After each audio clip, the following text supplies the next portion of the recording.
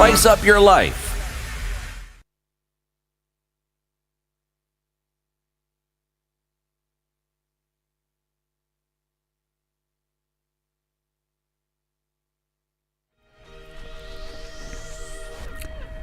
Good morning, this is Newsworm Dennis Aseto. Interior CS Kithure Kindiki says the government has deployed a team that will deal with cases of banditry in parts of the country. It further says they're coming for the financial, spiritual supporters, criminals, beneficiaries, and those who purchase their stolen livestock. The government is deploying multifaceted, multi-pronged, multi-agency response to the challenge and the problem of banditry. We have information where they have been retreating to. We know the challenges that have been associated in the past in getting to them. We want to make it clear as government that we are coming to dismantle not only the criminals themselves, but also to bring down the entire chain that has been the cattle or livestock rustling industry. On matters of insecurity in Nairobi County, Kindiki says those who've dared the government should know that they are coming for them. Small group of criminals armed with knives and other weapons is terrorizing the citizens of this city, as well as a few other urban centers. Those boys who have dared the government and want to tell us that they can take over the city and make it a city of crime, we have also heard you, and therefore we are coming, effective immediately.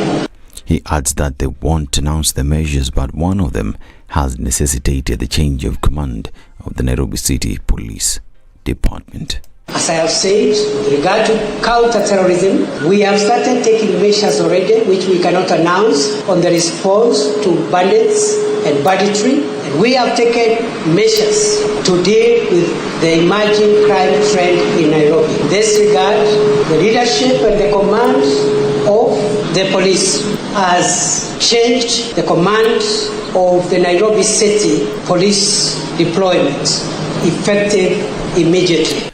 A drive-in flyover up to KCA Long Thika Road, KCA Underpass, Total exit along Thika Road, Globe Cinema Roundabout, Kipanda Road, ABC Place, Kangemia Long Waiakui and CBD, that is River Road, Archives, Kirinyaga Road and Fig Tree have been mapped out as crime hotspots. The National Police Service says they've received numerous reports of gangs operating from these regions amid the spike of insecurity. The police further say that the gangs are targeting individuals of all ages, business premises, M-Pesa operators and residential homes. Police have therefore recommended some measures to observe while walking or driving in public, among them taking note of parked cars and individuals loitering around you, as well as reduction in the use of mobile phones, tablets and laptops in traffic. The father said that in the unfortunate event that one has been accosted, they should comply with the given demands and not resist, argue or fight back. Kenyans have also been advised to call the Nairobi Area Police County Control, that is 0203556771, that is 0203556771 in case of an emergency. Remember that you can also call the police line, that is 999. And the United States government has placed a $10,000 bounty on 3 wanted Al-Shabaab leaders. The U.S. Department said any person with information about the 3 terrorist and Al-Shabaab financiers will be rewarded generously. Apart from monetary rewards, informants will also be relocated if needed. The 3 wanted men are Mahad Karate, Jihad Serwan, and Ahmed Diriye. By limiting the cash flow to Al-Shabaab, the United States and our partners will strike a blow to the organization's ability to perpetrate violent acts throughout the world. This is the first time the Department of State has offered a reward solely for information on Al-Shabaab's financial networks. And it's important that the information be as timely as possible so that it be actionable. Together, Kenyans, Somalis, other East Africans, Americans, we can defeat Al-Shabaab and enhance security across the region. And senators affiliated to the Azimio la Umoja coalition have dismissed reports that there is a division within the coalition, as has been reported and purported by media outlets speaking in Parliament buildings. They said the coalition is still strong. As we hear, there's a list that is signatures are being collected. I want to make it very clear that it does not carry the picture of Azimio as a team in the Senate. And therefore, we want to consider that list as null and void. There was no disagreement even in the letters, yeah? That doesn't mean that there was disagreement or there was difference. So what happened then was that it's the communication that came at different times. This however lies in the backdrop of a section of Jubilee MPs threatening to leave the coalition. This is News. I'm Dennis Asada. Good morning.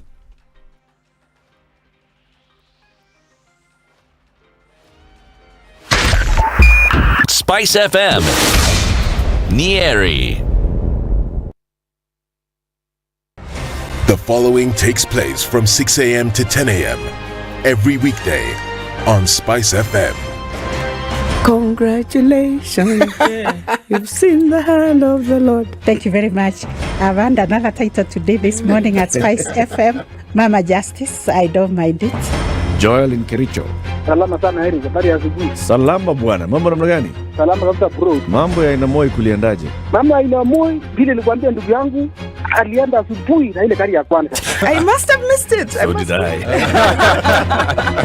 Even if somebody was to render you irrelevant, there is still work you can do. Okay, sawa. I deserve to keep you accountable. You deserve to give me a report. You don't work for me. No, I don't work for you. You work for me. Do you like that Freudian slip? Lovely, isn't it? Thank you very much. The Situation Room, Kenya's biggest conversation. Good morning. It's Tuesday. What does it look like? A little bit of traffic here and there starting to build up. The roads are slippery because of the overnight rain, so it's likely to continue through most of Tuesday morning. What does it look like now then if you're trying to move from point A to point B? A little bit of traffic here and there starting on Jogo Road. It's normal at this time. And we're seeing something also happening on the Thika Super Highway. Coming into the CBD from Ombaso Road is not too bad, at least for now. It looks pretty good. You'll be able to get where you're going without too much of a hiccup. But we keep an eye on things through Tuesday and see what it looks like. Shout out if something's going on where you are. Talk to us on SpiceFM KE on Twitter. Spice FM. Spice up your life.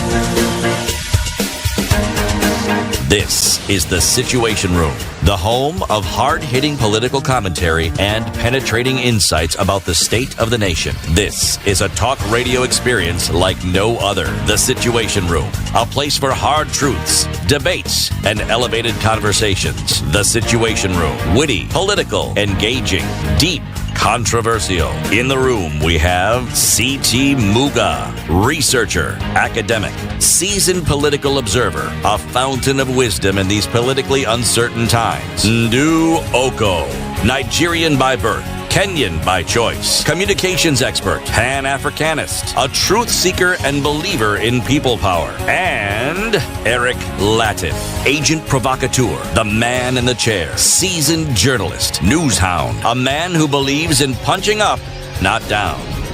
This is The Situation Room. The only way to... Good morning. At 8 minutes after 6 o'clock. Welcome to Tuesday, kicking off the week with some rains here and there. How are you doing? Hope everybody's doing all right and kicking it this morning. Kenya's biggest conversation starts now. And you may ask, where is everybody? I am also asking the same question. But before they do get here, let me tell you about what we have in store for you today. Some conversations that we will be reflecting through Tuesday. And looking out on the security issue is one thing that we will continue to do no matter what. Honourable William Kamket, who's the Member of Parliament for Tiati constituency, will be here with us, and we're looking at finding a lasting solution to the banditry menace. That conversation we'll be having at 7 o'clock. At 8 o'clock, we reflect more conversations with you and have an opportunity to chat with you about stuff that's going on in the country. 9 o'clock takes us to talking about how Kenya can manufacture Africa's cheapest smartphone in a year. That's what we're told was going to happen. 12 months from now, Africa's cheapest smartphone will have been manufactured, produced, selling in Kenya. How's that going to happen? A gentleman called Latif Cherono, who is the general manager of operations at Gearbox Europlace, will be with us here at 9 to have that conversation. Eric, good morning.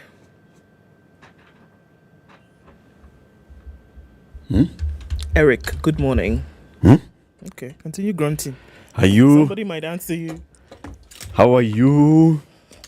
I'm fine. Are you happy? Very good, very good. It's very good to be happy.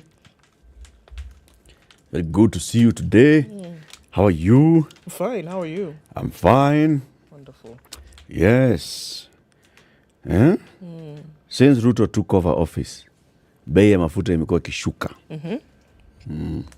So you should be happy. Yes. Well done. It has gone down to how much? By a bob. So you're now at 100 and? Well, it's gone down by a shilling. Okay. It runs is 100 and something wherever you are. They are different. So. Cheaper by a shilling. Cheaper by a dozen. Have you read that book? Have you seen that movie? Some silly things. So, this is how we do, right? Yeah, things are happening like that. Mafuta inashuka, tunatengeneza smartphone, tunafanya vitu mingi sana hii Kenya, right? And like you've said, we'll be joined by somebody to talk about how we'll be building the smartphones. Yeah, so that life can generally become cheaper, 5,000 shillings and below. Even cheaper. Even cheaper. Yeah. Fuel down by a bob, buy a smartphone for less than 5,000. Life is going to be sweet. My friend, in 8 to 12 months' time, things will be different in this country. In 8 to 12 months' time, the ugly just go duckling with would have become a swan.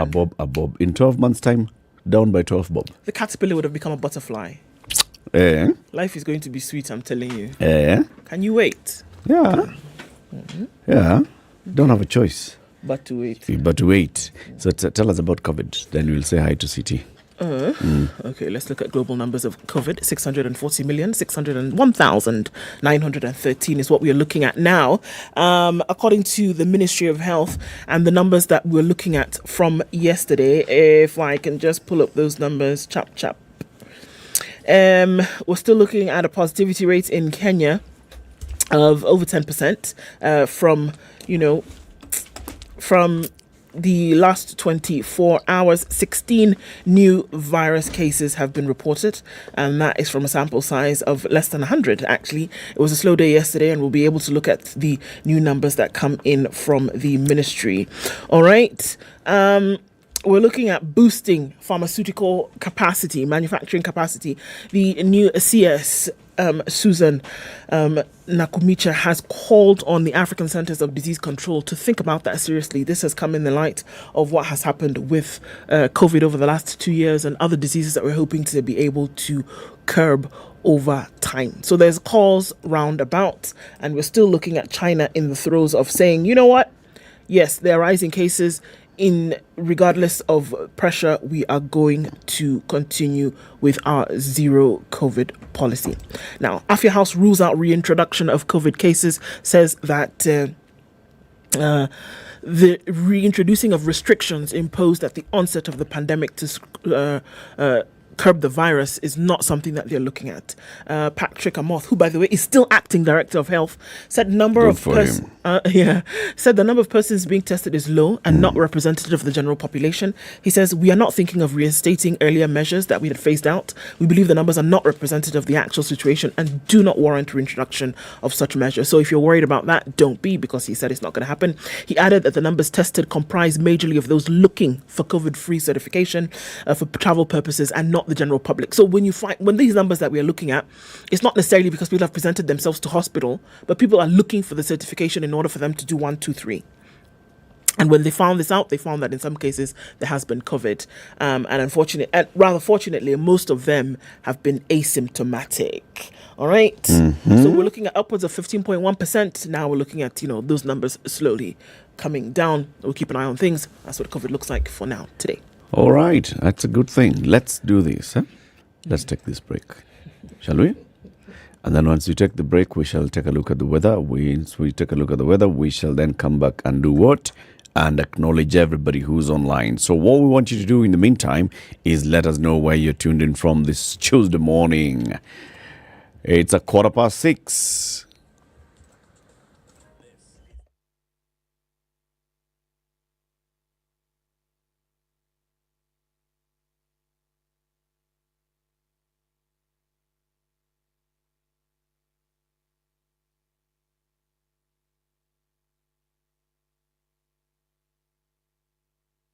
The adults in the room.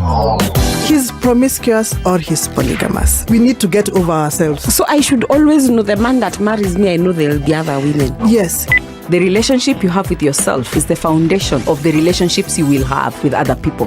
Things that we never talk about. 3 things. Stop, breathe, and relax. Whether it is matters of the heart, finances, or work that's weighing on your mind. Looking at wet conditions in most parts of the country this morning. In Nairobi, 17 rain showers, highs of 25 and lows of 16. It's 15 and mostly cloudy in Nakuru, highs of 23 and lows of 14. We'll see lows of 15 in a mostly cloudy Nyeri at 16, going to highs of 23. It's 13 and clear in Eldoret, highs of 23 and lows of 12. And we're looking at partly cloudy conditions in Mombasa, highs of 31 and lows of 24. We'll also see highs of 31 in Malindi, where it's mostly cloudy at 26. 19 and mostly clear in Kisumu, highs of 27 and lows of 18. And we'll see highs of 26 in Kakamega, where it's clear at 15. 19 and mostly clear conditions out in Kampala, highs of 25. And we'll see highs of 31 in a mostly cloudy Dar es Salaam at 23.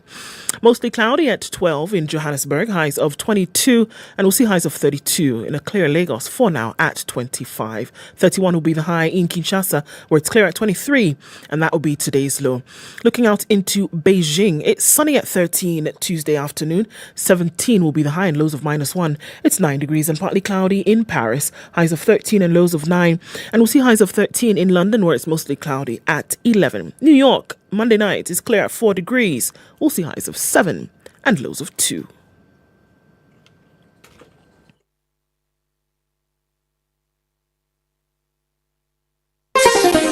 Chilled Spice.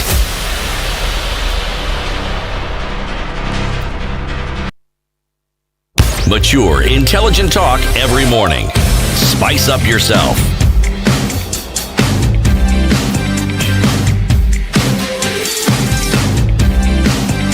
Mornings done right.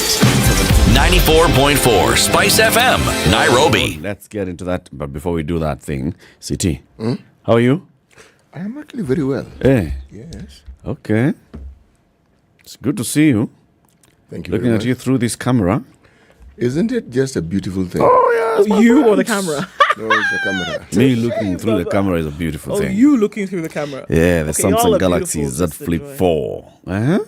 Wewe ni bwana City huyu hapa. But the thing you may not know is that particular, that black thing, you see the thingamajig at the back there, it's also a screen. So I can actually see myself also. Then you preview ile wajua. So you can see me, I can see me. All y'all can see you. Yes, as she has put it correctly in that very perfect grammar. Y'all can see Y'all. Yes. Yes, there's the y'all. Hey. Beautiful camera though. Mm-hmm. Very beautiful camera. Very nice. Are all my teeth intact? Well, I don't know whether those are all yours, but I can see teeth. It's not Jesus, it's Samsung. Right. Yes. Righty, right. Samsung Galaxy Z Flip 4. Beautiful camera. Very beautiful. All right, you just continue. Anyway, Galaxy. you tell us who's online. Okay. Criminal activities have escalated in the country because we have criminals appointed in government and holding senior positions. Their partners in crime are celebrating by robbing us daily. Good Lord. Eddie, good morning. Eddie Oduor, good morning. He's in Koru and he has said, I am coming out with guns blazing. Cha-cha. Okay, Teacher Bunde says, good morning and happy wet Tuesday. Grateful for the rains. Gong is cold and wet. Peter Wagongo says, good morning to Eric and CT. Happy to hear great voices. City Centre is tuned. Karibu Sana. Good morning. Checking the situation from my sitting room. That's Pato Mugo. Good morning to you. Benson Burugu is also good morning to you. Beatrice Ngenya says he's tuned in this morning. Giving thanks to God for a new day. Indeed. Jack says good morning, tuned in as well. And General Korir says good morning. Newton is in Utawala. John is saying good morning. Zachary says good morning. Welcome to the day of Warubanji. Eric should explain what Warubanji is. Eric, can you explain what Warubanji is? Yeah, I don't know. You don't know? Zachary, Eric does not know what Warubanji is. James Muli is tuned in from Mombasa. Mwengi is where Ondicho is. Arnold Ondiko says good morning. Tuned in from the Lakeside City.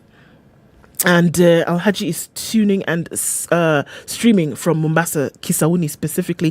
Jeffrey Mokaya says, good morning. Good morning, guys. Imasiku Lubinda is also tuned in. The spice is delicious and sugar is so sweet from Kimilili Kibenge Ward listening. And that's where Amos is this morning. On board from Kaptarakwa, Elgeyo Marakwet County. That's where Dominic Cheriot is this morning. So many of you clocking in. Good to see you guys. That's for sure. Thank you for joining us this morning. Can't get to all of you, but we see you and we thank you. Karibuni sana. Everybody, welcome to Kenya's biggest conversation. CT? Yes? Use the tab. Tell us the proverb. Samsung Galaxy Tab S8 Why I kept Ultra. quiet when we were talking about the phone, I knew my turn would come. So you may talk about that delightful phone, and I will talk about the even more delightful pad. Very good. Right. So we are still in the country of Mali, okay? Okay. And I, with my Samsung Galaxy Tab S8 Ultra, this is what we have to say today. One does not give a gift without a motive. One does not give a gift without a motive. Yes. C'est vrai.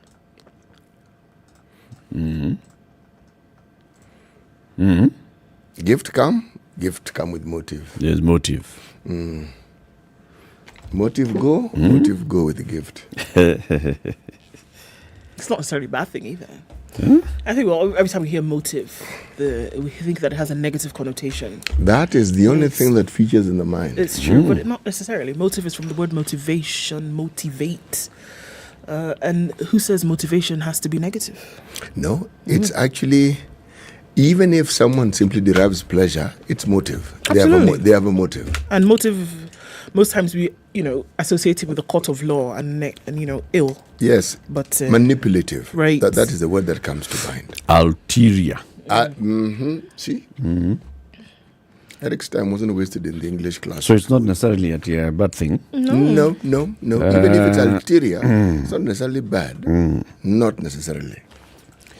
So gift comes with something. There's a It reason always that comes somebody's something. giving you the gift. Yeah? They want something from you, maybe a good thing. Or they like you and they're giving you a gift. That's motive as well. Right. There's a reason behind it. Now you decide whether that reason is nefarious or whether it's well-intentioned. They like you and they want more. More of you. Yes. It's not just because I like you and that's it. No. Anyway, let's look. We're still in that country of Mali. We are in Mali. Okay. Yes, we'll be in Mali for the whole week. Okay. Yes. Let's look at the headlines in the papers. In the papers this morning, criminals run riot as security chiefs talk tough. Really? As to the front page of the Standard, security bosses held press conferences promising a major crackdown on muggers and bandits at a time Kenyans have been forced to take drastic measures to keep themselves safe. Have they really? Because even as of last night, a friend of ours was stabbed and died, unfortunately. Wow. Same thing. So I do not know that the criminals are necessarily shaking in their boots because of the announcements that were made yesterday. They were told what? They've got 30 days? By whom? The Interior CS, Professor Kindiki. They've got 30 days to do what? Stop that bad behavior. Why 30? I don't know. Why didn't he Why not one? Why didn't he give them 100? Oh, not 10. 100 days seems to be the thing, isn't it? Isn't it? We've established that 100 is the SI unit. Yes, Kabisa. Of government.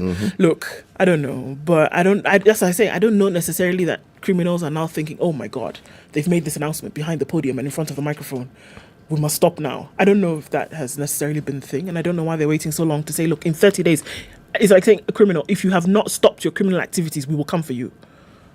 That's what it sounded like to me. These criminals are organized. Quite. Yeah. And they're becoming bolder by the hour. Well, they are being emboldened. That's what I'm saying. They are not acting just out of their own hard head.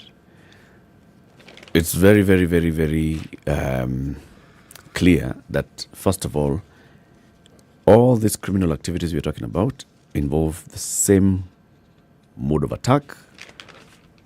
Somebody with a sharp object stabbing somebody. I mean, why? Why would it be like suddenly people have discovered knives? No. You know, the that mode of attack isn't really new. Remember there was a time when there was banditry afoot in Kisauni for the longest time, and it was then blamed on drugs. And if you remember, the then CS Matiang'i sent groups of people there, security, they came, there was a lull, continued, sent more, there was a lull, that sort of thing. Now, that particular group of people, you know those metallic coat hangers, they would sharpen those coat hangers. So what they would do to disable you, they'd pierce your rib cage. You know, it could get your heart, it could get anything. It could go anywhere. Anywhere. But the truth of the matter is you'll be disabled. Yeah. Then they would rob you. So it isn't as though these criminals have suddenly discovered something new. It's something, somehow you get the impression that they feel they're able to get away with what they're doing. They're organized. That's what I hold. And why they're operating from a certain central command. Today, let's go and... Yeah. I mean, we've had crime in Nairobi. We've always had crime it's in either Nairobi. angeta, it's stabbing, robbing people. Hit with something. But this time, and it's not just in one concentrated area. See, like now that one is Kisauni, so it's a certain gang. It was a gang. It was a known gang. Yeah, this is across a very large part of the city. No. This city is huge. And all of them are using the same thing. Same MO. Stab somebody, somebody dies. No. So those days of Ngeta where they'd probably just disable you without necessarily killing you, those days seem to be behind us. Yeah. Now, the victim must die. Yeah. And it's within 2 weeks where you're just hearing stabbing. It's a bit too frequent to be No. Yeah, it's not. That's true. It's not. It's not. What's the other On the front headlines? page of The Nation, place junior high in primary, say parents. An analysis of the presentations made at various venues before the Presidential Working Party on education reforms indicates that the place of junior secondary school is a major bone of contention when we're also dealing with the ages of these learners. Although opinion is split on the issue, there appears to be a strong push to reverse the Jubilee administration's decision that domiciled in its secondary schools and instead have it remain in primary schools. So have junior high in primary schools is one of the things that came out. We'll look into this story later. Also on the front page of The Nation, new push to create 5 counties gathers steam. Mount Elgon from Bungoma and Trans Nzoia counties, Teso from Busia County, Kuria from Migori County, Mwingi from Kitui County, East Pokot from Baringo and West Pokot counties. We'll look at that as well. Back page of The Nation. CBK hands mobile loan defaulters 50% discount. How about that? You're not paid your loan. We can say, you know what? Pay 50% and you're good to go. Central Bank of Kenya, I can just go into that story. Go into it. Yesterday handed a lifeline to at least 4.2 million Kenyans who failed to pay 30 billion shillings they borrowed digitally by the end of October after rolling out a 6-month framework to discount the loans by half. This will see the borrowers pay only half of the money they owed the lenders as the institutions, which will now lose 15 billion shillings, engage the borrowers to agree on a plan to settle the balance. CBK yesterday said the credit repair framework will be undertaken by commercial and microfinance banks and mortgage finance companies until the end of May 2023. Through the framework, the institutions will provide a discount of at least 50% of the non-performing digital loans outstanding as at the end of October 2022 and update the borrower's credit standing from non-performing to performing. The institution will then enter into a repayment plan with the borrower for a period of up to May 2023 for the balance of the loan. So if you can do this from today, 50% gets hived off. The remaining 50%, you can get into a plan for the next 6 months to be able to pay that clear off. it. All right? Yeah. Upon expiry of the framework, the credit standing of the borrowers with respect to these loans will depend on their repayment performance during the 6-month period. So you have an opportunity then for you to see your credit score improve because of this agreement. The regulator said the objective of the framework is to improve the credit standing of mobile digital borrowers who have been reported to the Credit Reference Bureau for failing to service their loans. It covers all loans with a period of 30 days and below. It is anticipated that the framework will enable 4.2 million mobile digital borrowers adversely listed with CRBs to repair their credit standing. The total value is approximately 30 billion shillings, equivalent to 0.8% of the gross banking sector loan portfolio of 3.6 trillion at the end of October 2022. He said most of the affected borrowers were individuals and small businesses that were heavily impacted by the COVID-19 pandemic, which increased their inability to pay. Where? That is Ruto's thing delivered. Mm-hmm. Check. Yeah. So that whole issue of saying let's delist people from the CRB, but not just delisting people from the CRB, it's looking at how then we can improve their credit score. It's coming to life.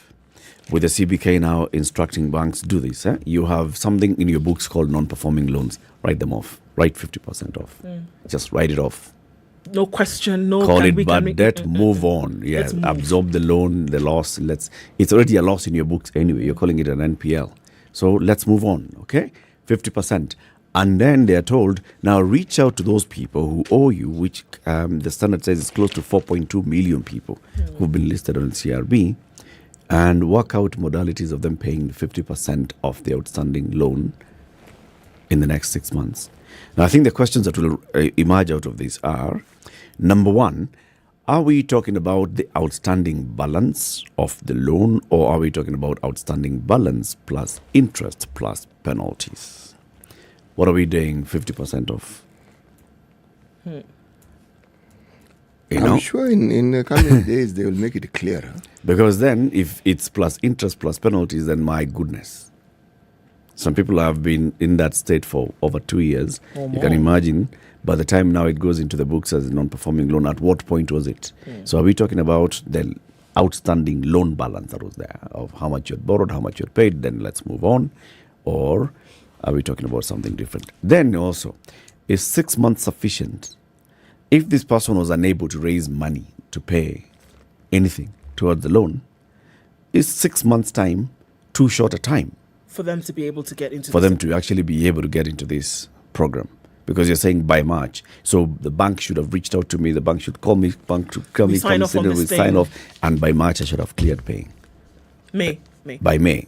By May I should have cleared paying. Still, when? You know, this isn't a news story. There was a time gone by when interest had really just run away. They were galloping away as people watched. So you could owe 100,000 shillings in January. By the time you get to December, you probably owe 1 million. There's a gentleman called Donde, who then, they call them the Donde rules, the Donde law. It's actually the Daplum law, where a cap was put. Yes, you can charge interest, but the interest cannot get to the point where it is actually more than what was borrowed with the interest that had been agreed upon. If you borrow with the interest agreed upon, you're supposed to pay a total of 2 million over what period of time? Somebody couldn't come along and just say, now you owe 3 million or 4 million. And that's what used to happen. And I'm sure that particular practice crept back. So it may sound like it's odd, but I've said this on many occasions. These banks aren't hemorrhaging. They post, the big banks, they post profits in the billions. Now, is it really profits? Or do they look at the books and they also look at what is owed and they consider that to be their money and it's added to what they say is what they have earned? Because every once in a while you hear so much has accrued in terms of value. This is the profit. And yet shareholders are not being paid any dividends. Then you're given some financial language which I have never understood. It's the upside down which went left and then it came right. And then did this and the other. Yes. Yeah. But I'm surprised. Normally the banks push when such issues are brought into being. They're rather squeaky silent on this particular... This has come from the very top, my friend. And if you're told this is how it's going to be. So Habil Olaka, who of course is the CEO of the Kenya Bankers Association, said while he could not speculate on the impact the framework will have on the banking industry, there'd be losses. He says it's obvious the banks are losing.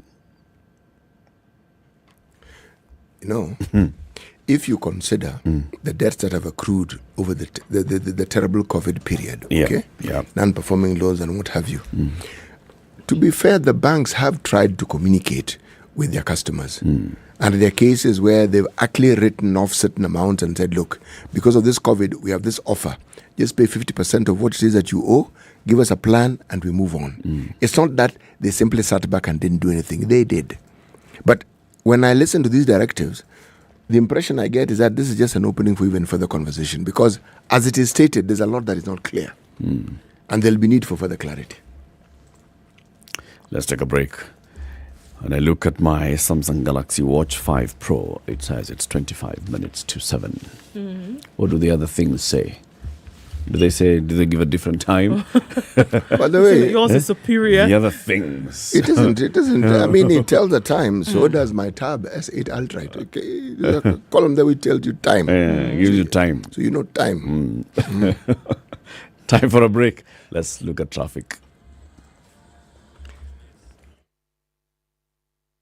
This is the Situation Room, the only way to start your day. Yolanda Mulo and DJ Absolute. When the gang is together, you know it's Sugar and Spice. Great vibes, conversations, a lot of humor. I like to say we don't give an F, we give 3 Fs. You and I are in this relationship, so it is me to tell you who we are. When you ask a chick, how many guys have you been with? She's like, including you. If it's fun, it's funky, it's fresh, you're definitely going to catch it here. I don't know what you do every day from 11 a.m. to 3 o'clock. If I were you, I'd tune in to SpiceFM 94.4. I want you on my team. So does everybody else. All right, let's look at the build-up of traffic in different parts of Nairobi this morning. We're seeing that had built up on Mombasa Road, and it's creeping slowly towards General Motors. Out towards the city, you're going to get to the Nairobi Stadium roundabout without too much of an issue, but then thereafter it's going to slow down quite some. Coming off of Thika Superhighway, that already started building up really early. Manyanja Road connecting to Outer Ring, and then out towards Jogo Road. Kangunda Road, also quite some traffic. And also on Juju Road, really busy this morning. We're looking at Kiambu Road also has started to build up. How many more alsos can we add here?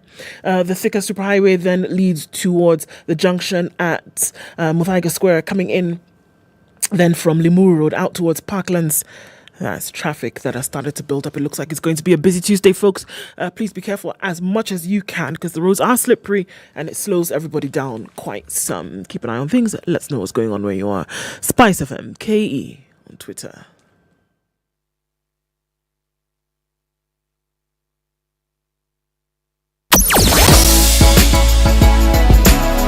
Spice and everything nice. Spice FM. Spice up your life.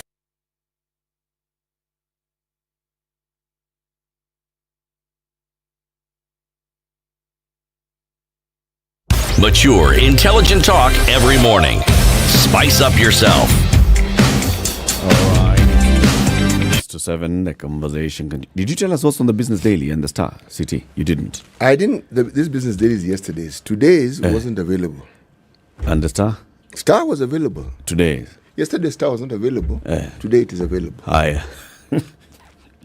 Give us what's available. Now this one is a story that is worth talking about because with COVID, people assumed COVID had gone into hiding or it was completely extinguished. It hasn't. The headline, bold, painful tales of slum dwellers living with HIV. In one case, Madare wife pounds ARVs and puts them in husband's food. It's page 4 and 5. My boyfriend of 4 years doesn't know I live with HIV. Men have tough times resulting in HIV. I got the virus in the streets and now it is my turn to revenge. These are topics on the same subject of HIV. Stigma and the issues around HIV are quiet, but it doesn't mean that they have gone away. They've gone away. No, in Nairobi specifically, the HIV prevalence is 5.2%. The annual new infections are 14,446. Total Nairobians with HIV as of now are 67,446. Those who've defaulted on treatment, they put on ARVs, they decided they are feeling okay, so they don't need to take ARVs, 9,688. Children under 14 with HIV, 12,779. New adolescent infections, 1,475. Women with HIV, the prevalence is higher than the men, is 6.6%. the percentage of the prevalence of men with HIV, 3.1%. That is in Nairobi. Jeez. Yes. New adolescent infections are what? 1,400 every year. Yes. I'd be interested to know if those were late infections. Are we talking about those who've been found to be HIV positive and that were previously negative, meaning they were not born with it? Or did new infection? Yeah. So they then did get it, and it would be interesting to know then what the research says about the mode of infection. The question you ask is a valid one. In fact, one could even go further and ask, we do have confirmatory tests now, very sensitive ones, that can more or less tell you how recent the infection is. You can actually tell. But when they say new infections, it means you've never featured in any database as being HIV positive. Yep. Just as simple as that. That's really worrying. Oh, it's very worrying indeed, because it means these are people who've been tested. Remember, testing is voluntary. So it means these are people who, for one reason or the other, have gotten tested.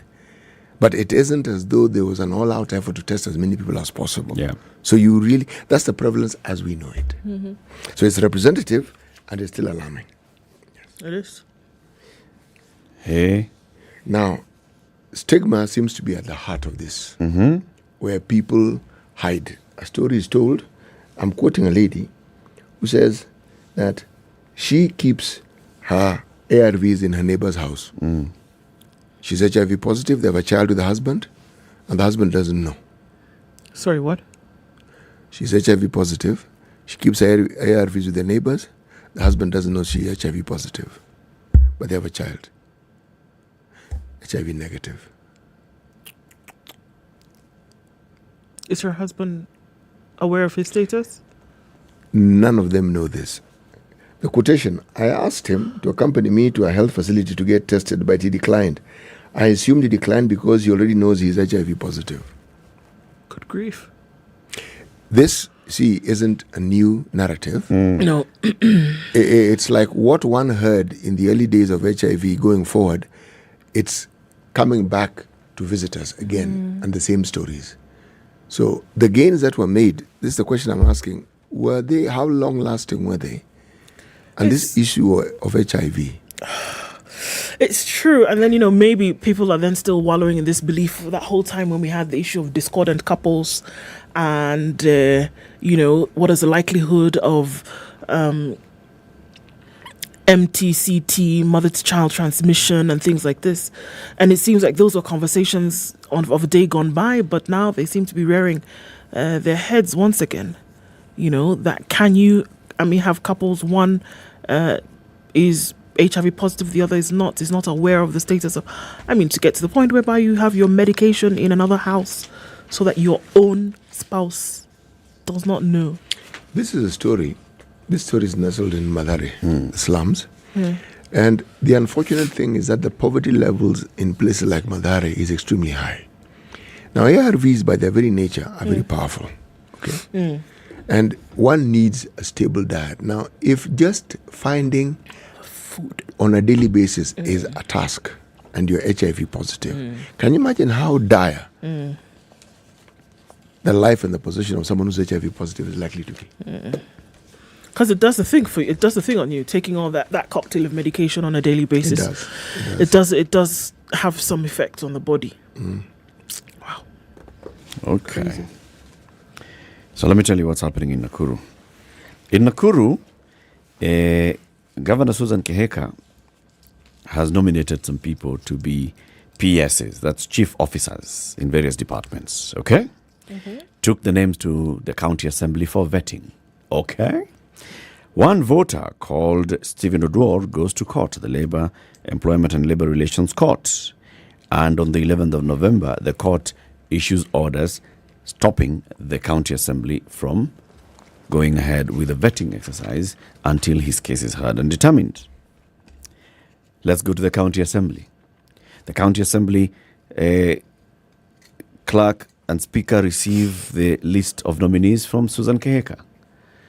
The speaker directs the relevant departmental committees to start vetting. Yesterday, they have the gates closed. They say, because of security, gates are closed.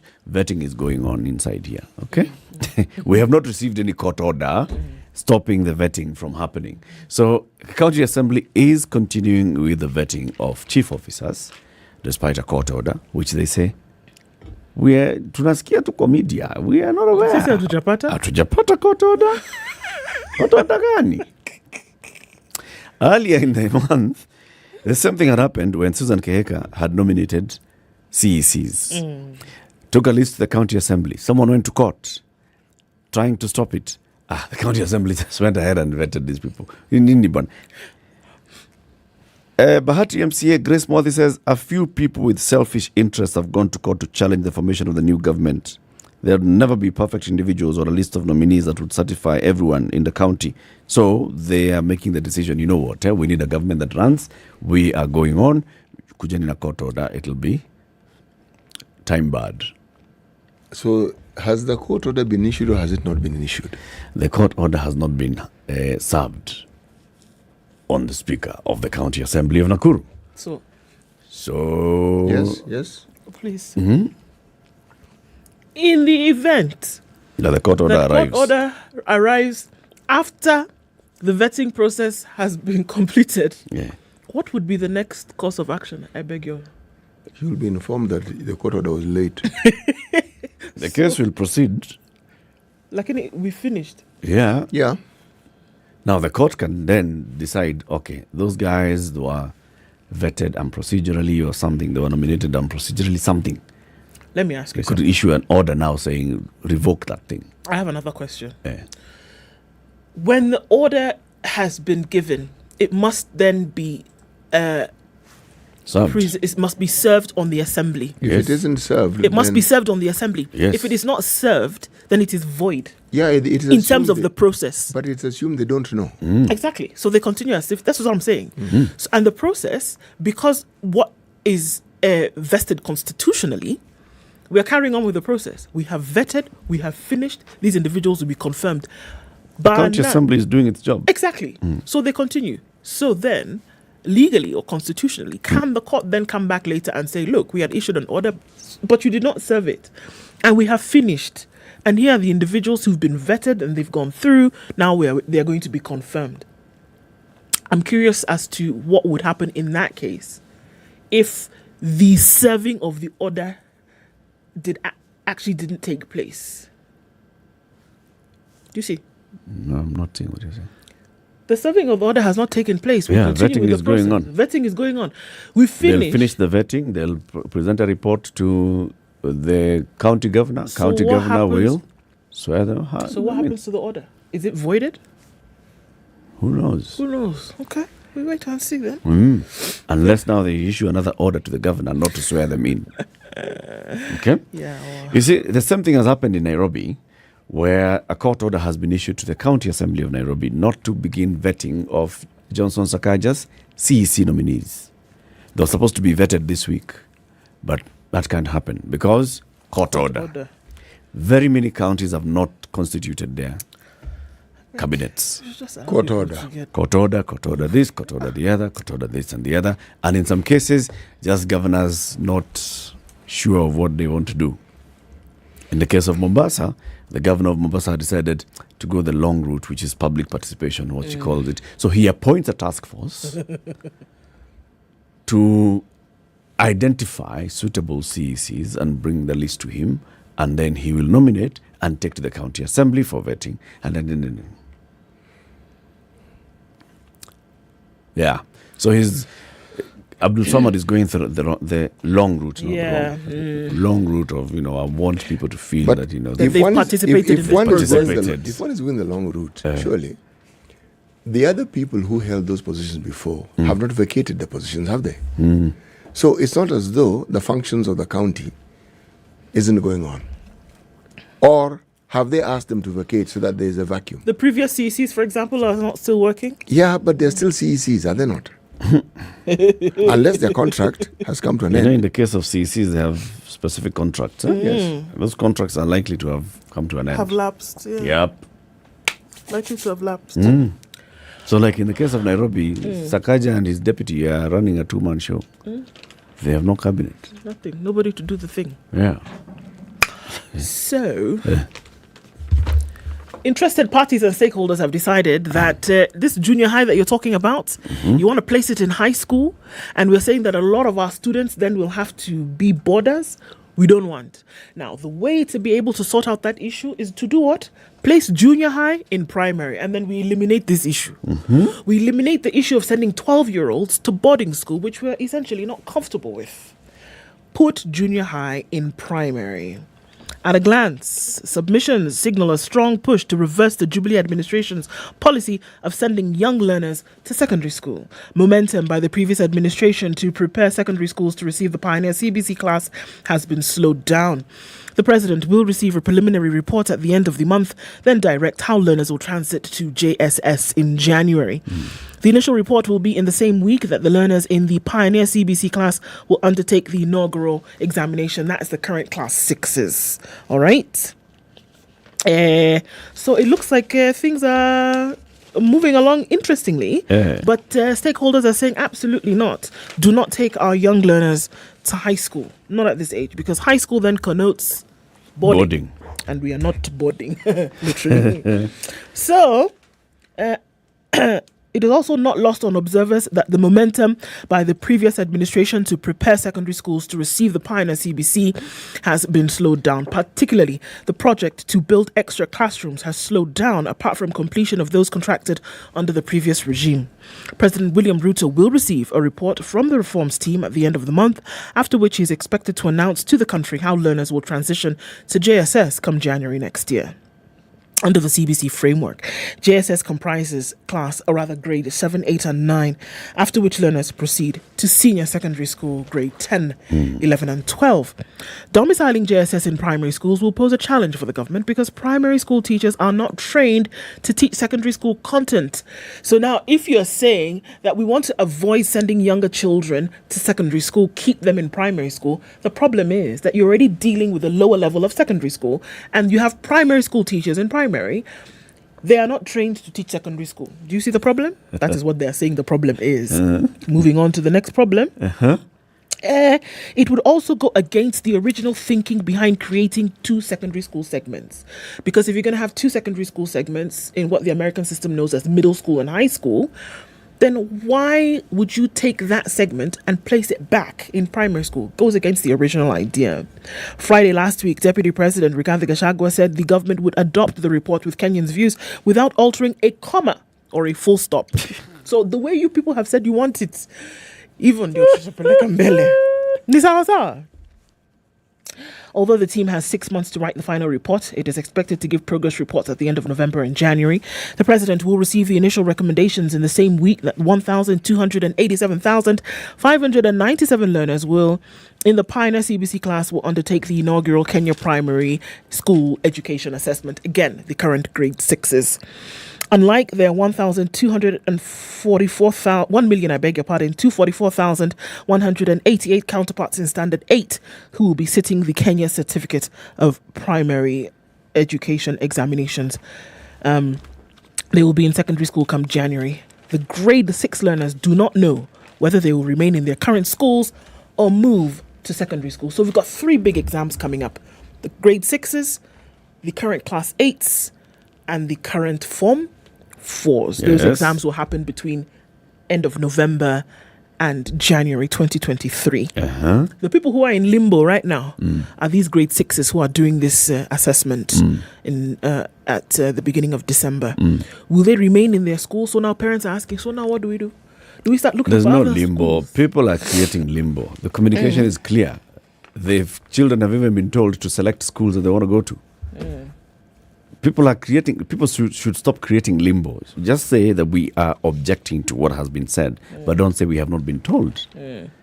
We had these teachers here from McKinney School the other day. They told us, the students, as they prepare for the assessments, they already have done the selection of the secondary schools that they go to, and they already know that from next year they are going into Sopodre.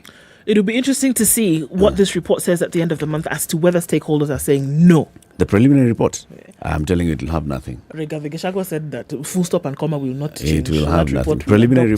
You heard the prof telling us last week. They have broken themselves up into various small groups. It's a huge working party. 6 months. It's a huge working party of 40. How many members?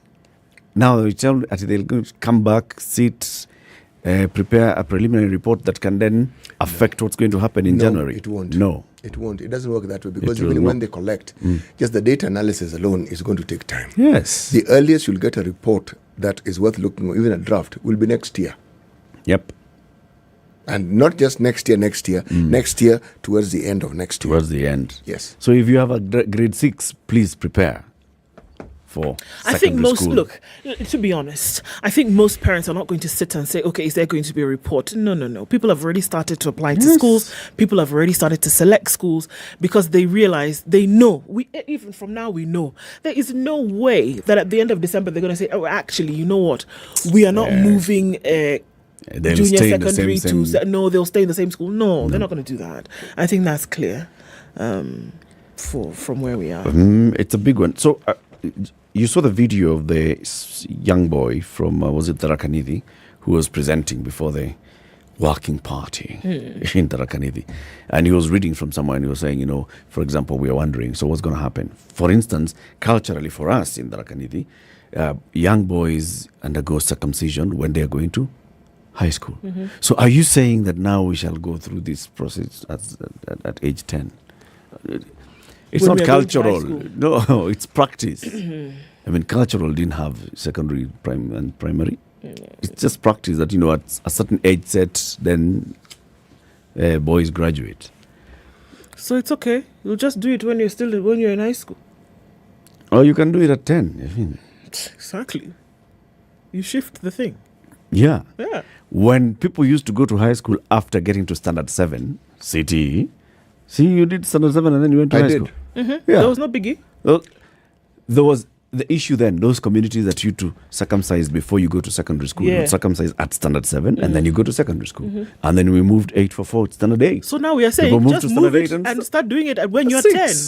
Hey, it's okay. Do it now when you're in grade 6, so that when you go to grade 7, you get circumcised. Move the thing. There are people who seem hell-bent on finding fault and create... Yes. No, now we cannot circumcise because you know what? No, it's we already be in high school at that time. It doesn't matter what is explained. No. But you see, you explain again. No. But you see, you didn't. Come on. No, but if they say it was they said it must be before we go to high school, and if according to this new system, we'll already be in high school. Then okay, fine. Then do it before you go into junior. Come on. You're right. We create the limbo. My friend, you see, there's no limbo. No. I agree with Eric. There is no limbo. For there to be a limbo, it needs to exist. No, I'm saying it's being created. Look, no, honestly, you need to. It's being created. It's being created by people who are looking for an excuse as to why this thing cannot go the way in which it has been designed to go. So you now want to create a situation whereby it is being made difficult when it is not. Yes, we know something comes up where you're trying to figure out how do we just figure it out and move along. That's it. But this is a trend that we see in every aspect of our lives. Never admitting to the truth, always finding an excuse, looking for a reason other than what is obvious and painted before you, always finding fault and blaming someone else, always someone who's responsible for the action that you've taken. Because it's change, and we're never really comfortable with change, and we also always want to find something that will help us be a little bit more comfortable in the situation which we have gotten used to. You don't want to go through the uncomfortable process of getting used to something else. That's just human nature. But in this case, look, and that's before you bring in the conspiracy theorists who will tell you who is behind it, why they're behind it, and what they hope to gain. And oh God. Anyway, coming to the top of the hour, remember this is the Italian Cuisine Week. Started from the 10th, going on until the 20th. People in Malindi and its environs. That goes all the way into Watamu and other places. Look out for those tuk-tuks that are carrying Italian cuisine and Italian products and well branded. And what they're trying to do is teaching everybody about Italian cuisine. This is an international thing that happens every year. The Italian Cuisine Week, happening from the 10th to the 20th in Nairobi. Have you found the best tiramisu yet? Let us know. Good morning, 7 a.m.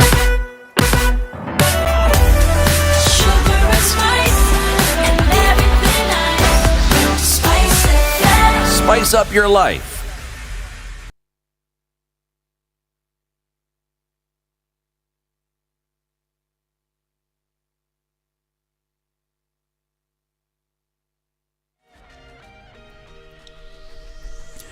Good morning, this is Newswire. I'm Dennis Aseto. Interior CS Kithure Kindiki says the government has deployed a team that will deal with cases of banditry in parts of the country.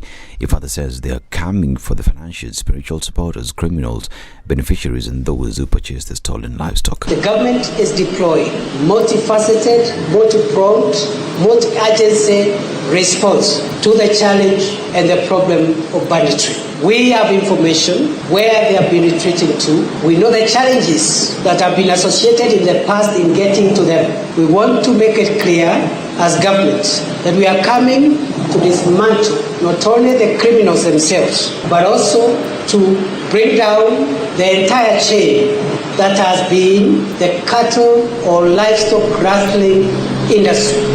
On matters insecurity in Nairobi County, Kindiki says those who dare the government should know that they're coming for them. Small group of criminals armed with knives and other weapons is terrorizing the citizens of this city as well as a few other urban centers. Those boys who have dared the government and want to tell us that they can take over the city and make it a city of crime, we have also heard you and therefore we are coming effective immediately. He adds that they won't announce their measures, but one of them has necessitated the change of command of the Nairobi City Police Department. As I have said, with regard to counter-terrorism, we have started taking measures already, which we cannot announce, on the response to bandits and banditry. And we have taken measures to deal with the emerging crime trend in Nairobi. In this regard, the leadership and the command of the police has changed the command of the Nairobi City Police deployment, effective immediately. And the new Inspector General of Police, Jafeth Koome, has issued a 1-month ultimatum for criminals to surrender their illegally owned guns to authorities. Koome urged the criminals who are now terrorizing Kenyans from different parts of the country to hand over their weapons before they are dealt with.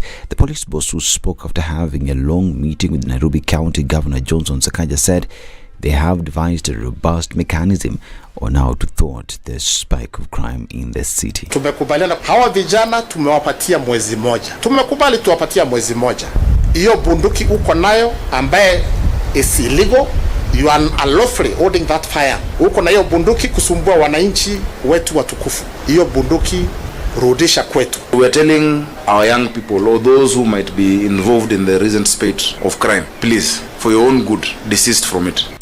And the drive-in flyover up to KCA along Thika Road, KCA underpass, total exit along Thika Road, Globe Cinema roundabout, Kipanda Road, ABC Place, Kangemi along Wayakiwe and CBD, that is River Road, Archives, Kirinyaga Road and Fig Tree have been mapped out as crime hotspots. The National Police Service says they received numerous reports of gangs operating from these regions amid a spike of insecurity. The police further said that the gangs are targeting individuals of all ages, business premises, M-Pesa operators and residential homes. Police have therefore recommended some measures to observe while walking or driving in public, among them taking note of parked cars and individuals loitering around you, as well as reduction in the use of mobile phones, tablets and laptops in traffic. They further said that in the unfortunate event that one has been accosted, you should comply with the given demands and not resist, argue or fight back. Kenyans have also been advised to call the Nairobi Area Police County Control, that is 0203556771 in case of an emergency. The number is 0203556771.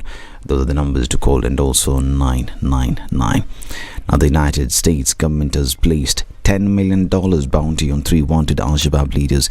The U.S. Department said any person with information about the 3 terrorists and Al-Shabaab financiers will be rewarded generously. Apart from monetary rewards. Informants will be relocated if needed. The three wanted men are Mahad Karate, Jihad Serwan, and Ahmed Tiriye. By limiting the cash flow to al-Shabaab, the United States and our partners will strike a blow to the organization's ability to perpetrate violent acts throughout the world. This is the first time the Department of State has offered a reward solely for information on al-Shabaab's financial networks. And it's important that the information be as timely as possible so that it be actionable. Together, Kenyans, Somalis, other East Africans, Americans, we can defeat al-Shabaab and enhance security across the region.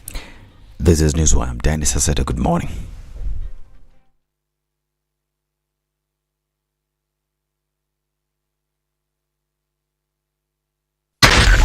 SpiceFM, Nakuru. Few minutes after 7 o'clock, and we're looking at traffic that has built up in certain parts of the city this morning. We saw it heavy coming off of the Thika Superhighway, and also seeing Outer Ring touching on Manyanja, Juja, Kangundo Road. Everybody touches there a little bit, then heading out towards Jogo Road this morning, and we're seeing that traffic has built up quite some. Probably will continue for most parts of the morning. Kiambu Road, pretty busy at this point, and we're looking at traffic that also is starting to build up and spill over towards Likoni at that southern bypass interchange. Mombasa Road is also quite slow as you're going past General Motors out towards the Nyayo Stadium. It's also building up coming off Gong Road, getting into that whole Owings Quebec, then into Kilimani, out towards Lavington area, and then spilling over towards Wayaki Way. So yes, it's a busy Tuesday morning. Let us know what's going on where you are. SpiceFM KE on Twitter.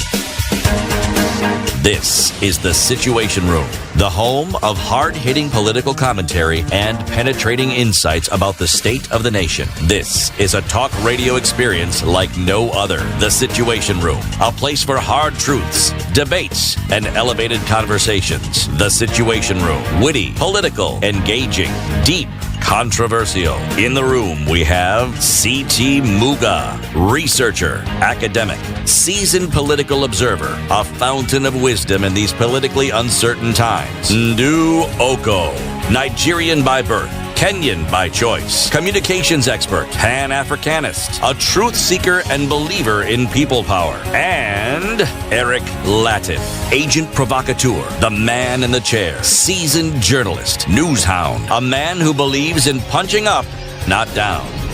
This is the Situation Room, the only way to start your day. How are you doing? Welcome to the second hour of the Situation Room. This morning, we're live on SpiceFM, live on KTN Home, and live online.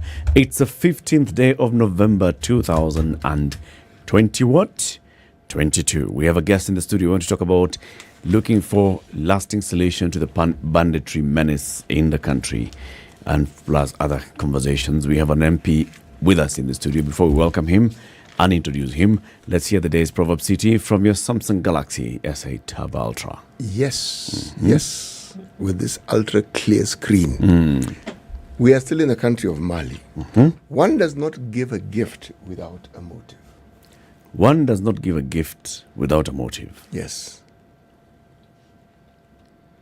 And motive here doesn't necessarily it doesn't have to imply anything negative. It just means there's a reason. Yes. One doesn't give a gift without a reason. Without a good reason, yes. The reason could be their own. The reason could be someone else's. But there is always a reason. Yes. Yes. Now, then after the reason comes interpretation. Now, that's where it now flies in the air. Don't just gift. No. There's a reason you give. There's a reason for giving. The Honorable William Kamket is the Member of Parliament for Tiati constituency in Baringo County. He is our guest this morning. Mheshimiwa, good morning. Good morning. Welcome to Kenya's biggest conversation. Thank you very much for joining us. Asante. That is the hot seat of the Situation Room. You're finally here. Karibu sana. Asante. First of all, this proverb. Is there any proverb in your community that relates to this? One doesn't give a gift without motive. I only know in English that there's nothing like a free lunch. Yeah. So, there's nothing like free lunch. Yeah. It implies that there is a reason why you're being gifted. There must be a reason. There must be a reason why someone is gifting you. Yeah? Mheshimiwa, you've been in the news lately for a while.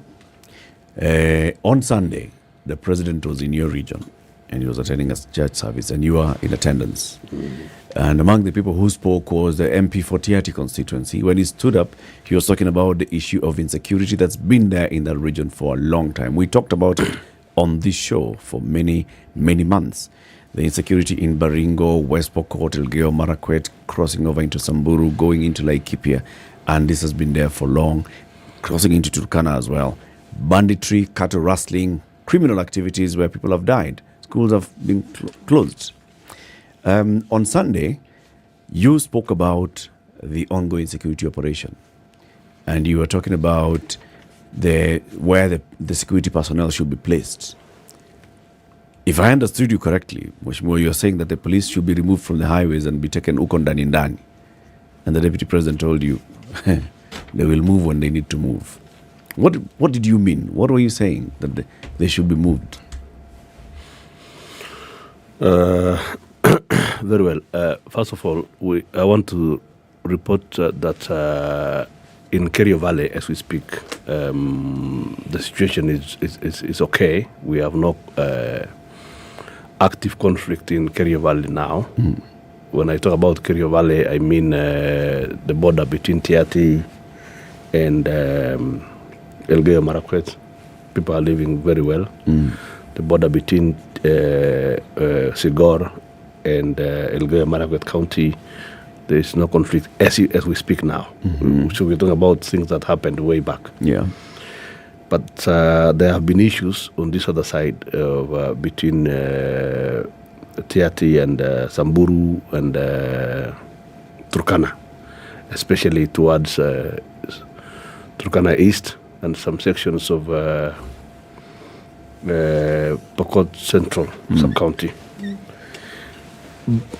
What I was saying in church on Sunday is that there is this tendency by police that whenever there is an issue or cows are stolen in some village somewhere, like in Kamuke or in the border between Pokot and Samburu, these police officers come and deploy along the Marigat Highway, Marigat Chemolingot Kerio Valley Highway, and they begin extorting money from villagers, peace-loving Kenyans who are going about their businesses. When you ask them what they are doing, they lie to the national authorities that they are busy conducting a very serious operation. Okay? So the people who have committed crimes are not on the highways. It's quite far away, like the latest incident. It's from Chemolingot to where the crime happened. It's almost 140 kilometers away, right? And then you find police officers, you find 4 roadblocks in a distance of 20 kilometers, 29 actually, between Loruk and Chemolingot. So you wonder what the hell are these people doing? But they know exactly what they are doing. They are collecting money from citizens.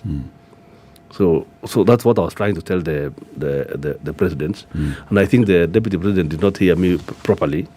But later on I explained to him and he understood that indeed what I meant is we have no issue because all of us are tired. All of us, residents of Tiaty, residents of even Turkana, Samburu, we are tired of this menace. But when you deploy police along the highway, or when they are told that there is an operation, and then the police deploy their officers along the highway, then we have a situation where the top does not know what is happening on the ground. Are you saying, Mheshimiwa, that police are seldom deployed into the interior? They never go. They have never gone in that into incident the interior. where we saw police officers killed. Yes. Plus a woman leader in the community killed. Yes. Those are not in the highway. No, what I'm saying, that those who got killed were the ones who reacted to the incident immediately. They're coming from near where animals were stolen, right? And then they responded, unfortunately, at night.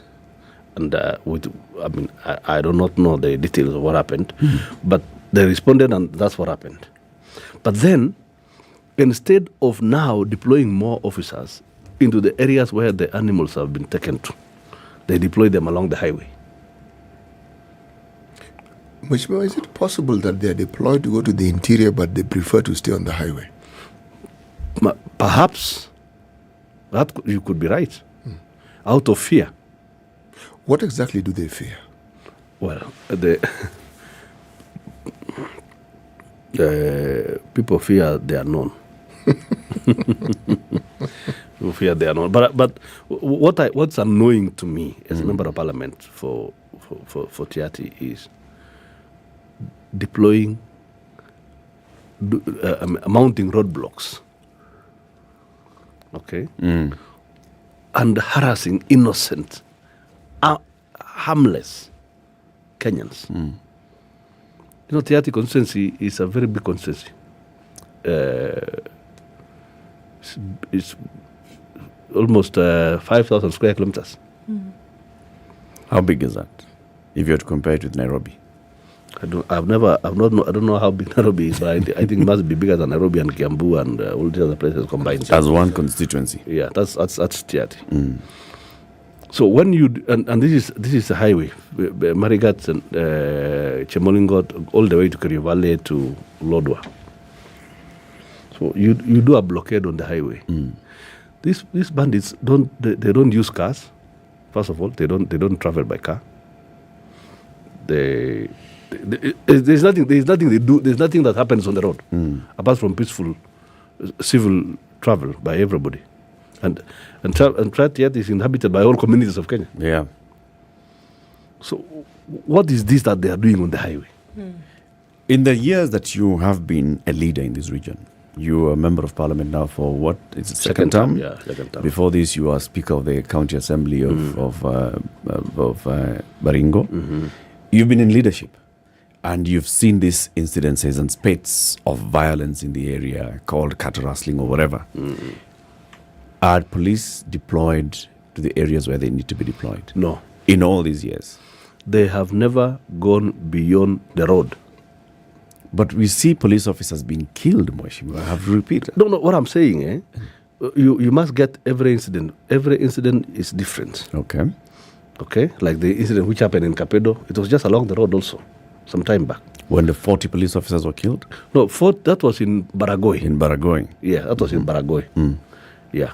But I do not know, that it's a bit far from me. That was in Samburu County. But I'm talking about what has happened in where I come from. Okay. They are always just along the highway, just harassing those of us who are innocent. We've told them, go to this area, go to these places. These are the areas where these guys have gone to with the stolen animals. They never go. They never go at all. What's the reason for that? Because based on what you're saying now, Mheshimiwa, that people have given information to security forces, whether it's police, whomever it is, that we know where these people have gone. We know that if they have taken cattle, they've gone to this area. Yeah. And then there's no subsequent action. Why is that? There's some questions. I would rather you invite the IG here. Well, he's just taking. No, I'm just saying. I will try to answer that question, but that question should be directed to those who are in charge of the police. But ideally, that's what should happen. That this is there is a problem in Kamukunji. Go to Kamukunji. There's a problem in Machakos, some corner in Machakos. Go to that place. But that doesn't happen. That is what we and if that were to happen, because let me tell you one thing. Criminality per se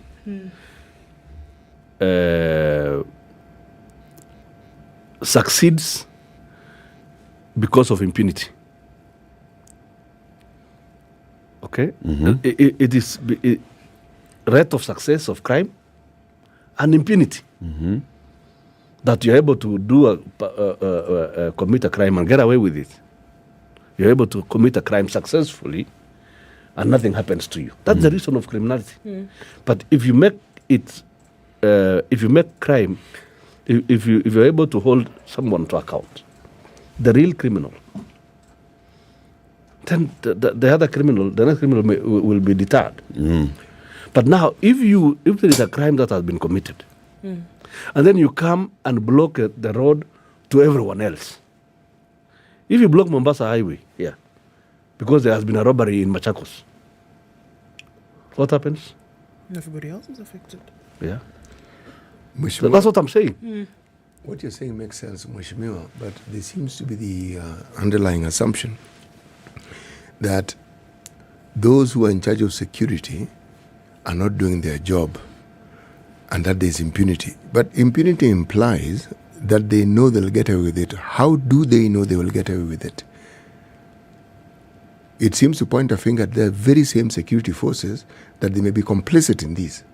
Because how can a bandit go into an area, commit a crime, and they seem to know nothing is going to happen? I know there's a narrative of the security forces not wanting to go into the areas where these bandits go to for fear of whatever it is. But I cannot remove my mind from thinking that this has persisted for this long. There have to be people within the security forces who are complicit in this. Because otherwise, what we keep talking about, it can't go on and on and on and on indefinitely. And yet we have security forces. And yet you never hear of people getting arrested or people. It's like these bandits come out when they want, commit the crime and disappear. Wait a little bit, come how? And yet, it's not just security. We also have intelligence. And our intelligence services are excellent. So, it's a gap. I'm simply saying, Mheshimiwa, there's a gap, and unfortunately, much as we may say that they do not want to, a finger has to point into the possibility that a number of the people in security forces are also implicit in some of these things. Well, it is easy to deduce. Anybody can deduce in the manner you have. But there is also something which needs to be understood. We come from regions like there are some regions where there is virtually no communication structures. In the entire Sukuta Valley region, for instance. In fact, by the way, Sukuta is one of the most beautiful places in Kenya. And you will be surprised. But what has happened is that there are no feeder roads going into the interior. We have been singing to the government, all governments, but at least I'm happy this one seems to be responding that let us do the road between Chemolingot, Kapedo, Lokori. Let's do the highway, tarmac road. That will eradicate some of these problems completely. And then in the interior, access roads in order to allow any meaningful response. Okay, there are some places where the region is so rugged that any police officer who does not know that region, going into that region, will only be, setting himself for,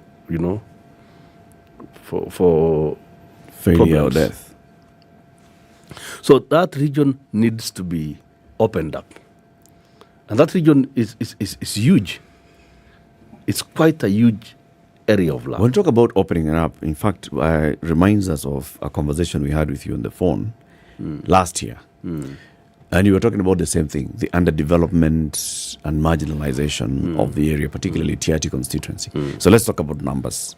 How many health centers do you have, health facilities do you have in Tiati? How many schools do you have in Tiati? How many kilometers of roads, of tarmac road, do you have in Tiati? Start with roads because you own roads. We have we have this major highway that's starting from Marigat all the way to Chimolingot and on to Barpelo and Tot and to connect with Marij Pass towards Lodwar now.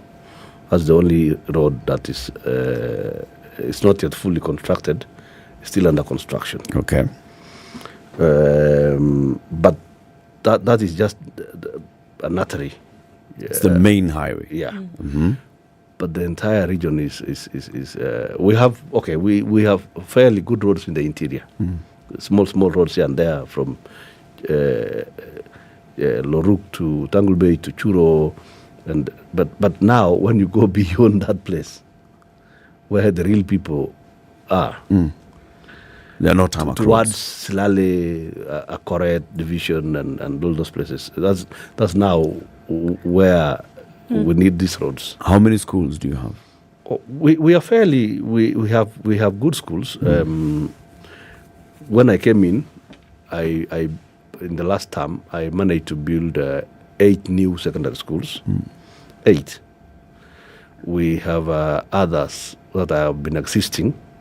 I think they have in total in Tiati about 12 secondary schools. 12 secondary schools.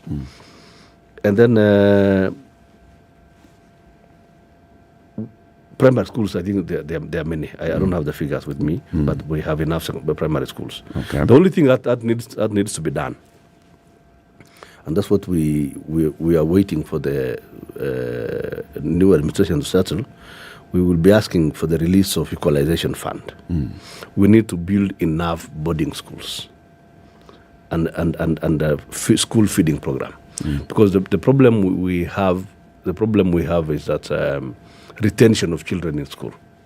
When there is no food, children drop out of school very easily, and those are the ones who end up in the wrong life, like banditry and that kind of stuff. So that is a very, very, very important factor. Like we have this fund which is in the constitution, equalization fund, and it's going to help us a lot in terms of opening even these roads and water areas and water, and even the dispensary you're talking about. This money will help us a lot. So we are hopeful that now all those issues that have been sorted out in that fund, the issues of the regulations we managed to pass in the last parliament. So it's just a matter of release, and we also hope that we have little money in the CDF. Is something the CDF for Tiati and Kamukunji. I think Kamukunji is 5 kilometers square. And Tiati is 5,000 kilometers square, and then we share the same amount of money. So, but there's something we did in the last parliament. I think we might get just slightly more, but still not enough. So some of the issues that we want addressed as we move along, and those busy bodies who are busy taking CDF to court, they better learn that without CDF there is no life in the constituencies. Okay. Yeah. I want to go back to the conflict just to look at is it possible that these conflicts that we've been seeing over time, because it is not a 2002 issue, it is a perennial issue. Yes. Does it have an external force? No, it's just negligence. Let me tell you. On whose part? On part of government. It's just negligence on part of government. Let me tell you, my grandfather, the father to my father, that's my grandfather, was Assistant Chief Kapedo East, colonial and post-independence.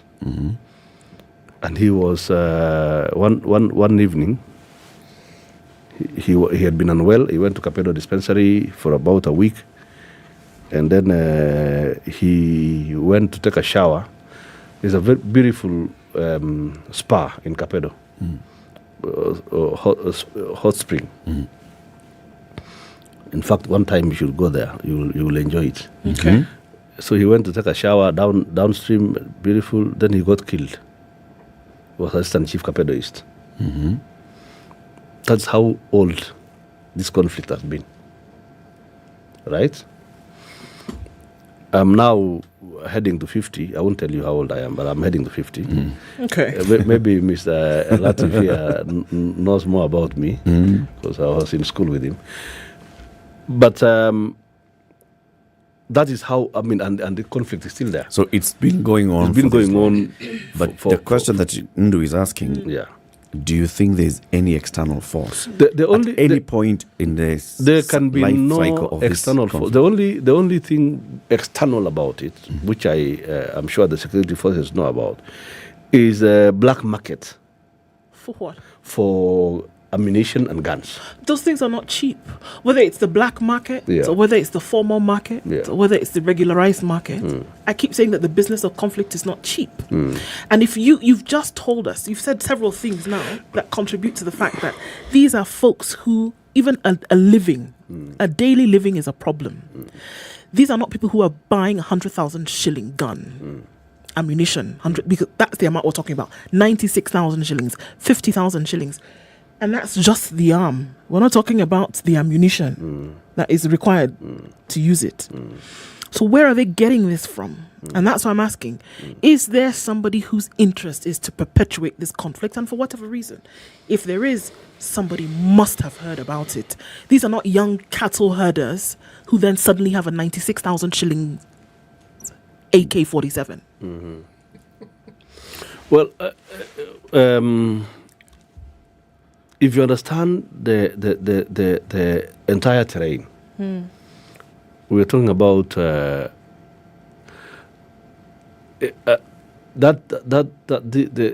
problem with the gun culture that was developed in this country is that if you go to Isiolo, Marsabit, Moyale, that region, I think there are more guns in the hands of Civilians. than in the hands of police. Okay? That is the reality. Okay.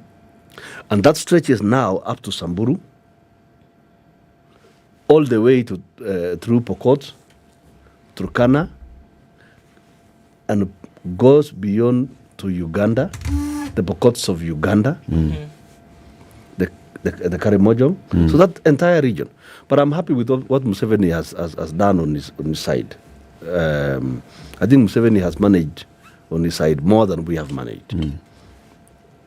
So it is when you talk about it's easy for us to talk about an external force here in the studio, but we're talking about a situation which has become a bit of. So you're saying it's as normal as buying a goat in the market? That's what I'm trying to say.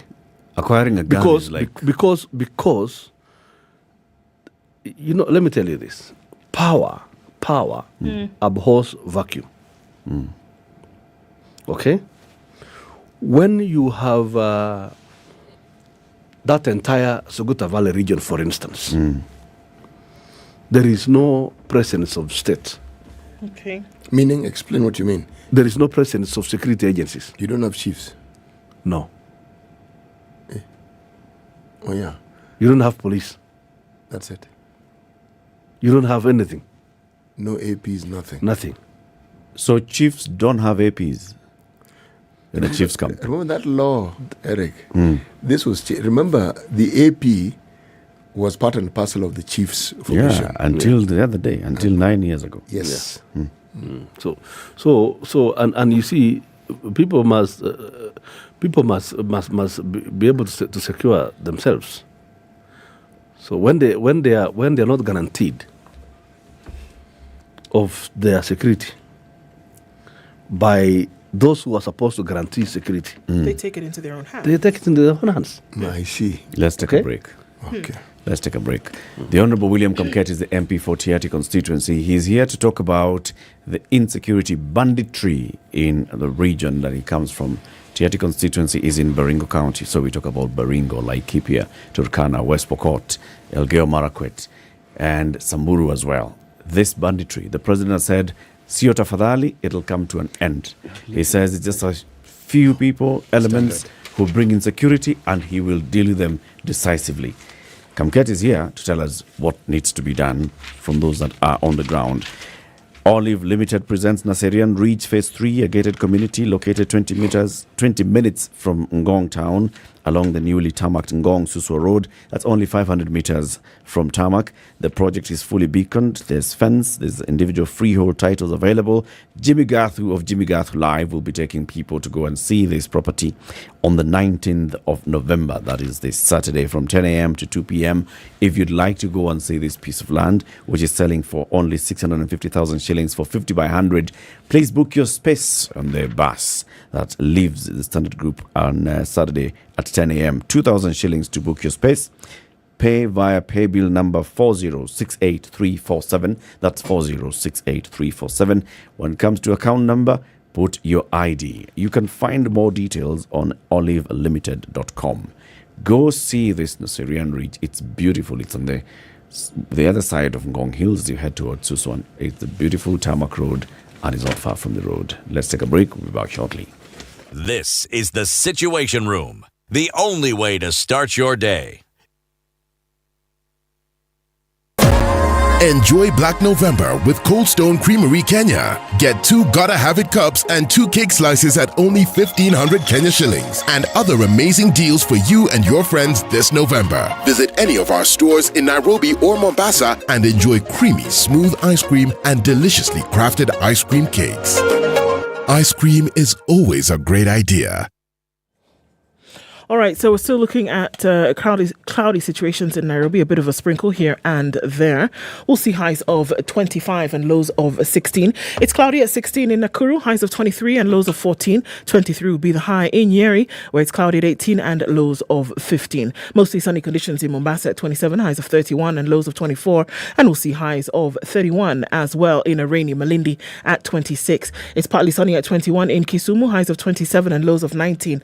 And Kakamega is sunny at 16, highs of 26, and will come down to lows of 16. Partly sunny conditions in Kampala at 20, highs of 25 and lows of 18, and we'll see highs of 31 in a mostly sunny Dar es Salaam, 28 degrees and sunny at the moment. It's 14 and partly sunny in Johannesburg, highs of 22 and lows of 12, and we're looking at clear conditions at 25 in Lagos with highs of 32, and in Kinshasa it's clear at 23. It'll go to highs of 31.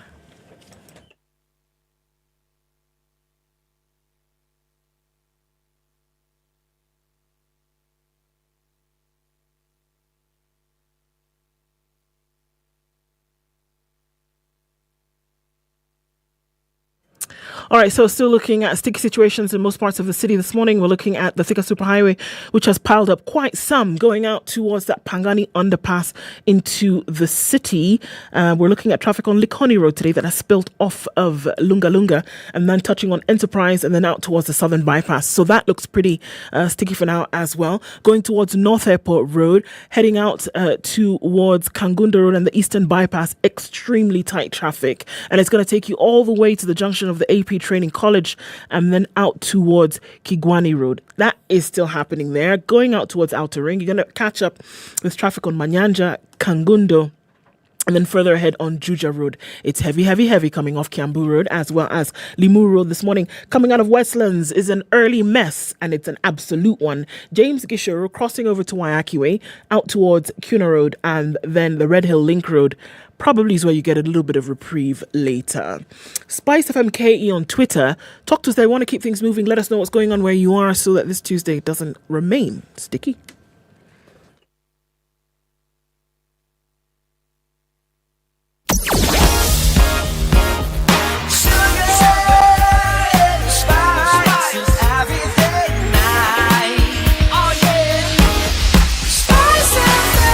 Spice up your life.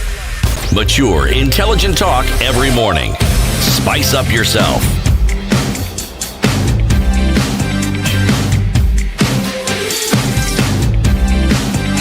Mornings done right.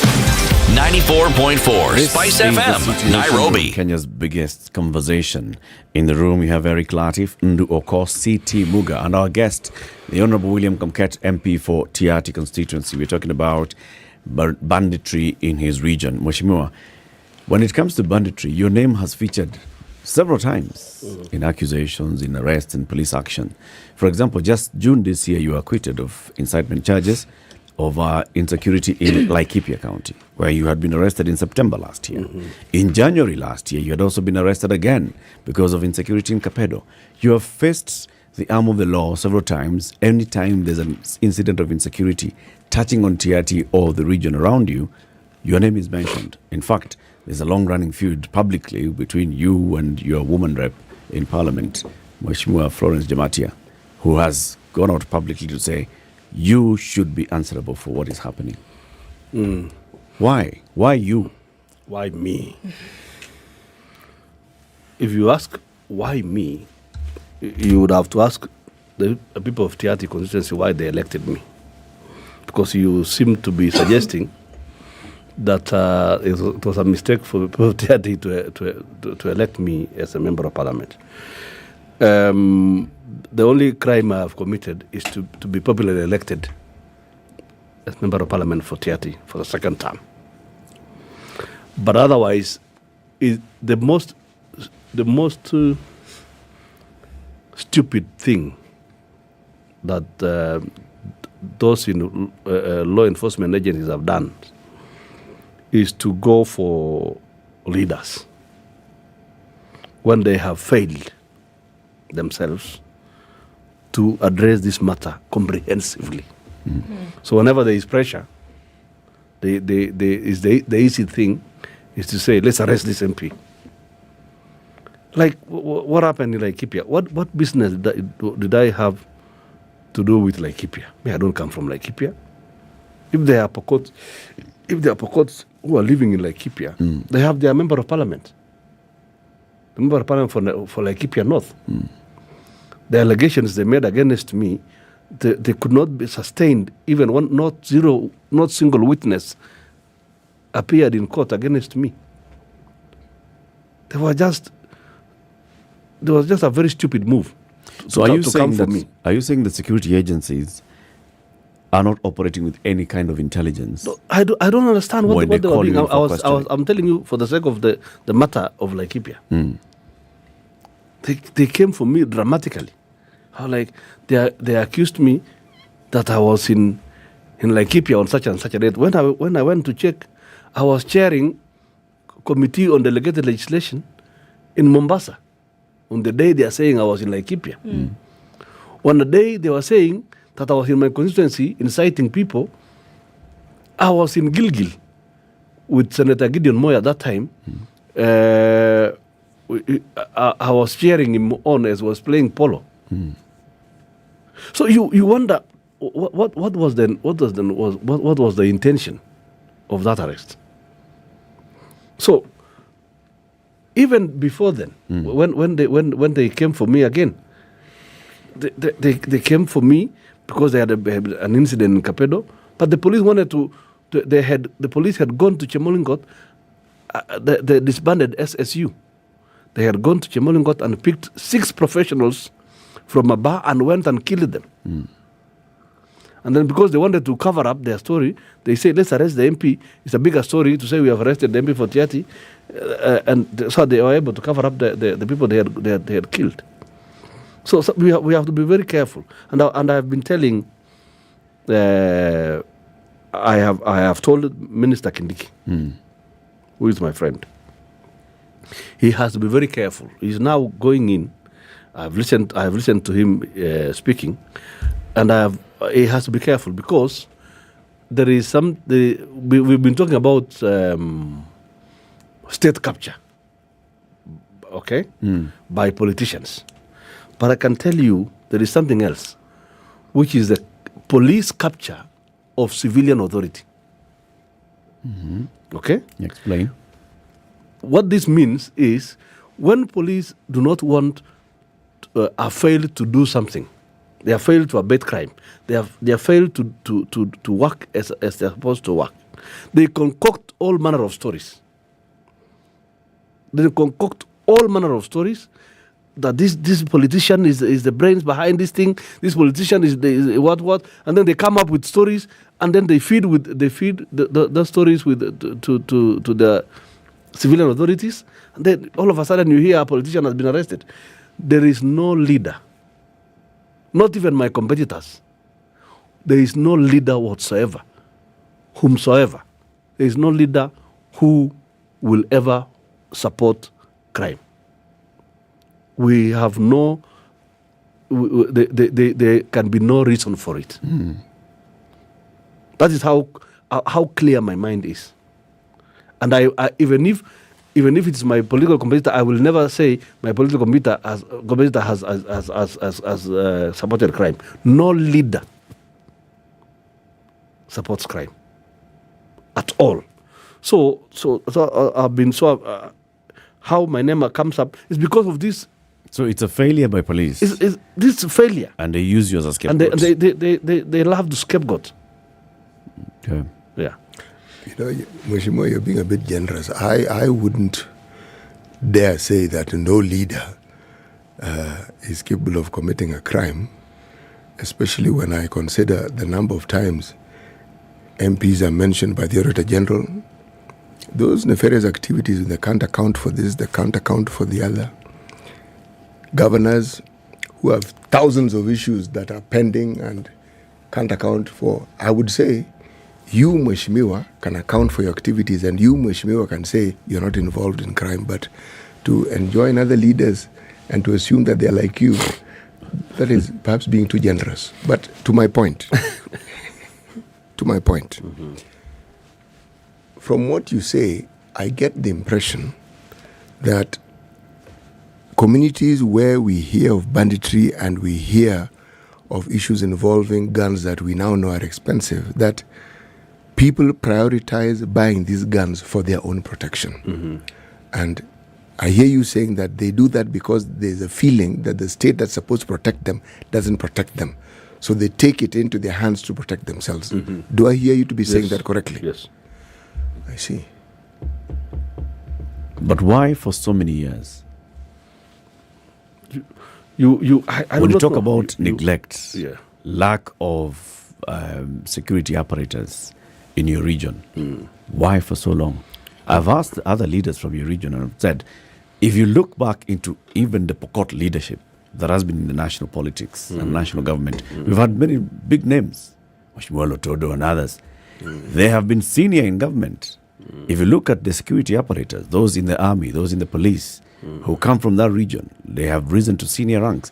Why would all of them not come in to make sure that what they know is ailing their community is addressed? It takes. You'll have to go back you'll have to go back to the origins of this country at independence and look at the sessional paper number 10, if you remember, which effectively marginalized some sections. If you the sessional paper number 10 spoke about developing high potential areas along the railway and along the highlands, and ignoring the other places. That has been the policy for so long. So much so that now that resources always were allocated towards those areas. Now we got when devolution came. Remember, there is something called devolution has tried. Let me. We have some of the dispensaries we have now in places in TRT were not there before devolution, and I want to appreciate that devolution has tried to address some of these issues. But there is also intra-county marginalization, which is real within the county. Yes, intra within the county marginalization, based on clans, based on tribes, that kind of stuff. Like for instance, in Baringo, where I come from, I'm the only Pokot constituency Tiati. It's the only Pokot constituency. We have 6 constituencies. The rest of the constituencies are occupied by Tugans. And except Baringo South, which is Tugen and El Chamos, but majority Tugen. So you'll find we have issues. And that's why we are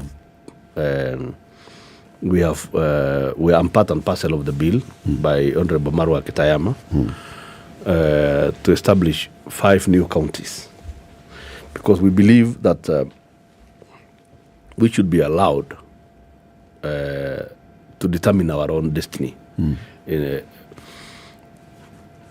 Perhaps that way we'll be able to do some of these things. You know, in the Constitution and in the National Police Service Act, there is something called County Policing Authority. Yeah, which I think it should be operationalized. I was there as a speaker of Baringo, but it was never operationalized at that time. And I think it even up to this point in time, it's never been operationalized. But I think now with second phase of devolution, I think that matter should come up, and we are saying that those leaders who are there ahead of me, maybe they have tried at their level, but I think we should go further and bring government as closer to the people as possible. I am happy. I've listened to President Ruto for the last few days. He's been in office. And I think he's very clear. He's very clear about ending banditry. And I think I have observed is what he's saying, and I want to give him the benefit of doubt. Apart from the root of the counties I'm talking about, I think he wants to deploy enough resources in terms of opening up those areas.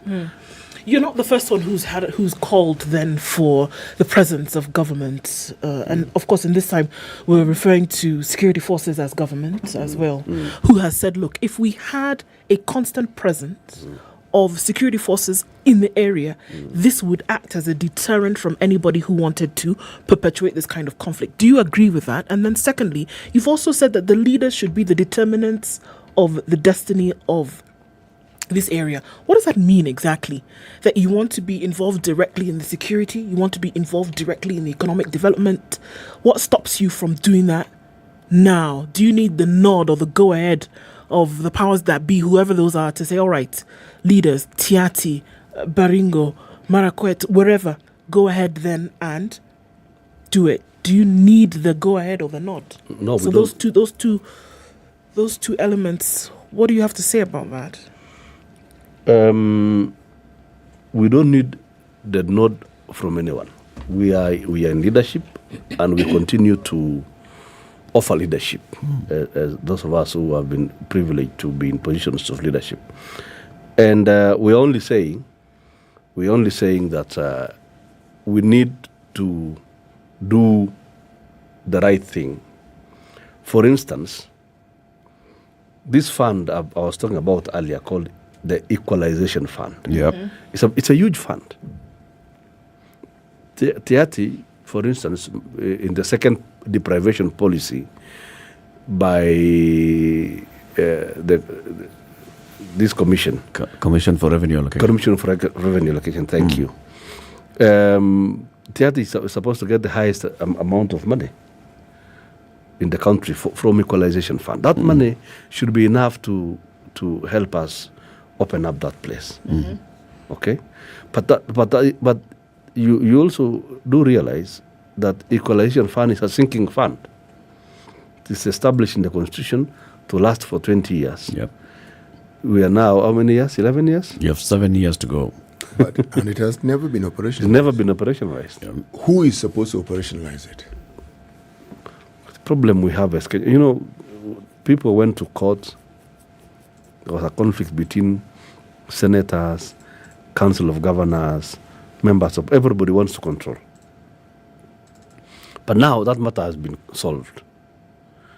There is no reason now why that fund should the treasury should not disperse, because we have new regulations. There is a bill which I sponsored, which is supposed to make to operationalize the fund, which is different. That one is coming. But the regulations under PFM Act now should be able to operationalize that fund. And that's a lot of money that's supposed to help people quickly, just like CDF. So to answer your question, remind me your name? Ndu. It's the easiest one you'll come across. Ndu. Yes. To answer your question, then I think we are not waiting for anybody's nod. We are already leading. I think I forgot the first part of the question. Do you feel that there needs to be government presence on ground, security forces within every? I think the formula we were given before was every 1-2 kilometers. Yeah. If you see a security agent, Honorable David Kosing has said, Kosing let's have police presence in every 100 meters, kilometer or so, even if it calls because listen, Tiati, as vast as it is, we have one major police station in Chemolingot. One. Yes. And another one, small one in Tangle Bay. Okay. And the distance between these two places? Tangle Bay, Chemolingot to Tangle Bay is about 70 kilometers. That is not close. Not 70, actually 90. That's like here to Naivasha. Yes. And then we have other small AP units in Churo and in Koloa. And that's it. Can I ask this question? There used to be a unit that was based in Gilgil, anti-stock. Yes. Unit. If my memory serves me right, the individuals who are deployed in this particular unit came from these very regions. That was we have yes. We have asked to camp in Kapedo, GSU, all formed units. There are very many in Kapedo, even including the military. There's a small camp near Kapedo. But the problem with these officers, my brothers and sisters here, is that we have those who are in those stations confined to those stations. They stay within the stations. Stay within the stations. And what is their mandate? Well, the police mandate is police mandate. It's in the Constitution. You see, the reason why I mentioned the anti-stock theft unit is because if you bring a visitor to the terrain you speak of, they will not know where to go, what to do. Yeah. But people who are born in those areas, familiar with those areas. Perhaps the thing that should help the government, and I've spoken to the new IG. I spoke to the former acting IG, the deputy DIG, Mr. Gabo. I've spoken to the new Minister for Interior about it, and even to the deputy president and president himself. I hope they'll be able to buy my idea, because what is your idea? We have people called National Police Reserve, which is made up of locals. Yes. Perhaps that will be if they do it in the manner I've suggested, perhaps we'll be able to help the situation. Because our idea of NPR has been not good. The state has been doing is to arm civilians, arm the Pokot, arm the Turkana, arm the Marakwet, arm the Tugen, arm the Samburu, say, here you go fight yourselves, go kill yourselves and finish yourselves. That has, and you find that has happened. People use government guns to kill themselves. They are civilians. So how different? And they are not properly. They are not trained. They are not paid. So essentially, you want this particular unit to be formalized. I want this unit to be formalized. To be under the command of the IG of police. Yes. A special one. Yes, to be a special unit of police, and operate within camps of police, and have them mixed up among the tribes that are fighting in the north. And then they'll be the people who can be deployed quickly on foot. Okay, in the region, in the region, because they know their areas, and within I can assure you, within 6 months or 7 months, 8 months, this matter of impunity will be a thing of the past, and they have to be paid properly. In fact, I was telling the IG the other day, why don't you stop recruiting police this year? Don't recruit police for 1 year. Let's recruit NPR. Yes. Okay. And use that money to secure that entire region. The entire region. And then you can now recruit these regular police, these regular D+ people, or those who no, why? See, for him, those people pre-primary. Those are people who now come as officers and who don't want to risk their lives because of a cow stolen. You can now recruit them later. You can now recruit them later. We want to go to the news. In our next conversation for the next hour, and we'd like you to just stay on for 15 minutes so you can give us a background and then you can leave, is with regards to this proposal to amend the constitution and create new counties in the country. It's going to be a hot one and a controversial one, and so stay here for a bit of that. This is the Situation Room, Kenya's biggest conversation, 8 a.m.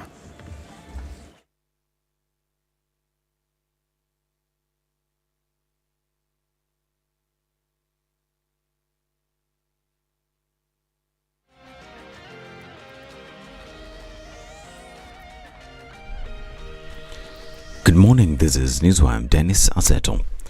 The price of super petrol, diesel and kerosene have fallen by a further 1 shillings per litre after the latest maximum pump price review by April. The second consecutive 1 shilling cut in the fuel prices by the Energy Petroleum Regulatory Authority is backed by lower landed cost of fuel products in October.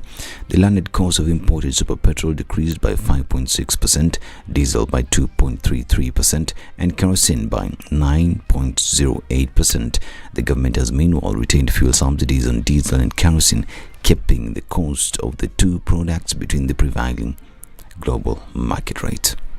And President William Ruto is today expected to whip his Kenya Kwanza camp to support a final list of 5 nominees to join the East African Legislative Assembly.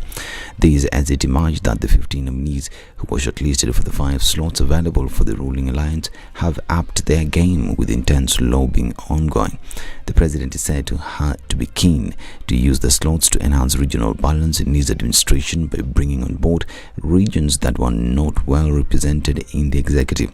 It has been established that the final list will be presented at State House, where members will be asked to support it ahead of parliamentary voting on Thursday. Among the names that are touted to make it the final 5 include former Kisii senatorial candidate Okengo Nyambane, who shelved his ambitions in the last general election. Now, senators affiliated to Azimio La Umoja coalition have dismissed reports that there's a division within the coalition, as has been reported. Speaking at Parliament buildings, they said that the coalition is still strong. As we hear, there's a list that is signatures are being collected. I want to make it very clear that it does not carry the picture of Azimio as a team in the Senate, and therefore we want to consider that list as null and void. There was no disagreement even in the letters. That doesn't mean that there was disagreement or there was difference. So what happened then was that it's the communication that came at different times, and I was actually out of the country, he was in the country, so that is the difference. But otherwise, at the personal level, at the leadership level, we don't have any. This, however, lies on the backdrop of a section of Jubilee MPs threatening to leave the coalition after Dula's name was removed from the PSC list of members and replaced by ODM's Omogeni. Transport and Cabinet Secretary Kipchumba Murkomen met with a delegation from the World Bank to discuss the completion of ongoing infrastructure projects. The delegation was led by Wendy Hughes, Regional Director for Infrastructure for Eastern and Southern Africa, and Almud Waite, World Bank Practice Manager for Transport, and a team from South Sudan's Ministry of Roads and Bridges led by Engineer James Alam. According to a statement from the ministry, the discussion centered on matters of mutual interest, including the ongoing construction of the highway linking Kenya to South Sudan and the Isiolo-Mandera Highway linking Kenya to Ethiopia and Somalia. And the Kenya National Union of Teachers Secretary General Collins Oyu has said that nobody should interfere with the competency-based curriculum. The SG argues that the government should heavily invest in the CBC, saying it is one of the best curriculums Kenya ought to adopt. The unionist noted that the new curriculum was at first rejected by NAT because it was implemented at the wrong time. Now, the Lands Court will tomorrow sentence the auctioneer Zachary Baraza, who affected effected rather the eviction and demolition of the 80 million shillings home in Westlands. Justice Oscar Angote has found that Zachary disobeyed court orders by demolishing and cutting away house items belonging to Zinaj Shah. Zachary risks 2 years in jail for his actions. Earlier, the directors of the company listed as the one claiming ownership of the demolished was charged in court. Nathaniel Kepkemboy pleaded not guilty to robbery with violence and was released on a 2 million shillings cash bail. Now, the Central Bank of Kenya has directed banks to write off at least 15 billion shillings worth of digital loans, which currently stand in default status as part of a credit repair framework.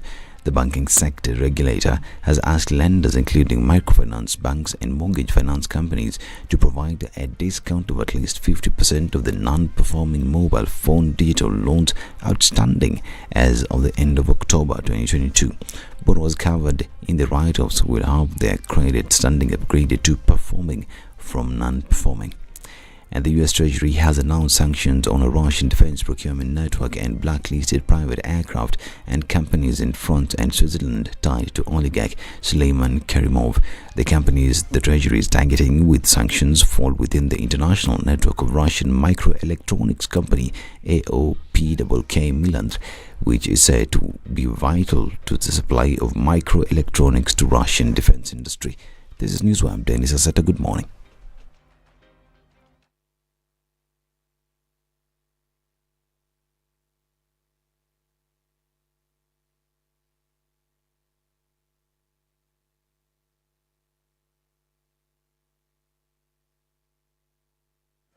All right, we're looking at the time where it'll be the heaviest. Traffic is building up quite some in many parts of the city. The rain coming down also does contribute to all of this. And then it gets pretty busy as you're getting into the city. Outbound traffic is not too much of an issue. That Likoni Road problem coming off of Lunga Lunga and then connecting with the southern bypass at that interchange.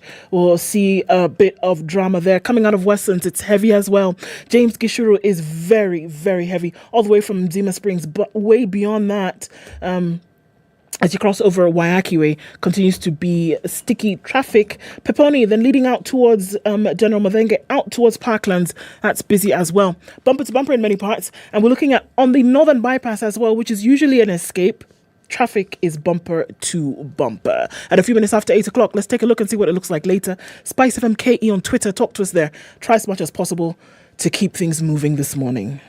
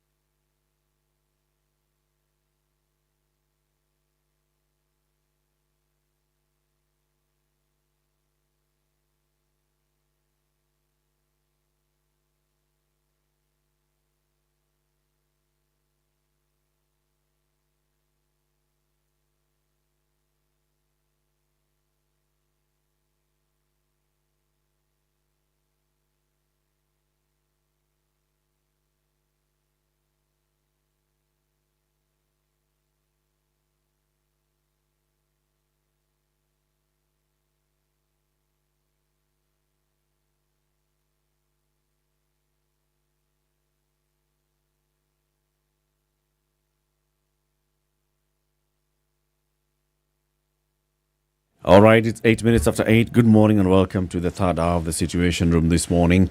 We are here until 10 a.m. We're live on SpiceFM and KTN Home and online. Mheshimiwa William Kapket is here for a bit longer, and he will hear the day's proverb from CT Muga, who's reading it from his Samsung Galaxy Tab S8 Ultra. Big screen, mini 13-inch. Can see yourself AMOLED screen. Sure, this is it. This thing, the clarity it provides, it's lightweight.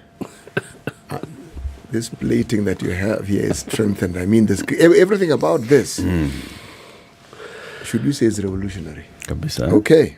He needs it for his parliamentary meetings. Actually, stepping in and out and taking notes. The beauty of this particular tablet, Mheshimiwa, is that the charge lasts for 3 days. You can use it for 3 days. Without charging, it will serve you well. How much do they pay you for advertisement. They haven't told me actually.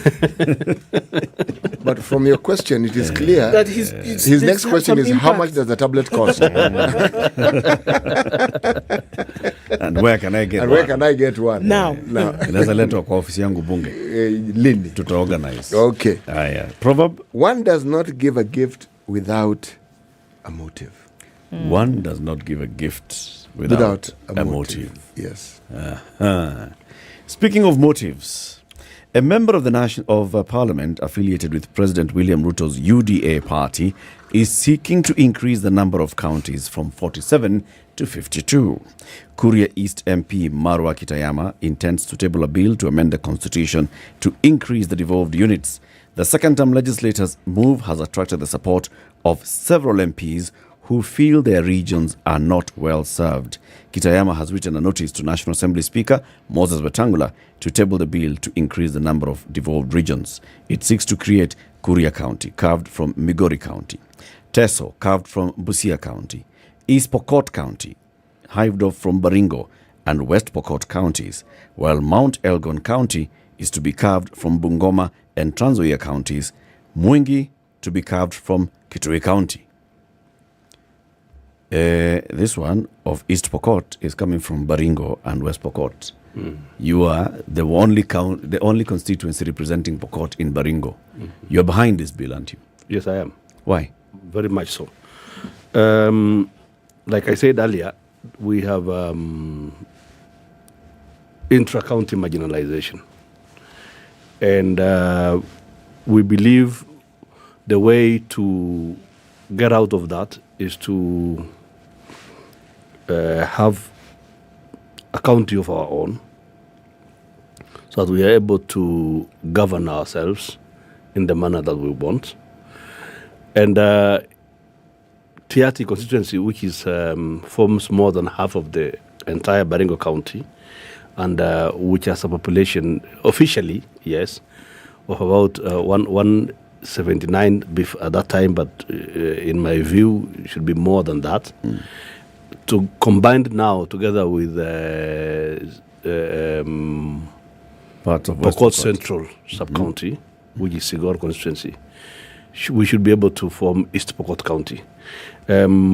Sigor constituency is in which county? West Pokot County. Okay. And if you ask yourself, at the inception, why was West Pokot named West Pokot County and not Pokot County? Because obviously there is East Pokot, which was mistakenly left out, should have been one of the counties at the inception. So we found ourselves in Baringo, and we've been in Baringo. That's okay. We've done what we could, but I think it's time now we formed our own county. So the main reason for this push to amend the constitution and increase the number of counties is so that communities move from where they currently are, where they are minorities in another county, and then you become a majority in your own county. That's true.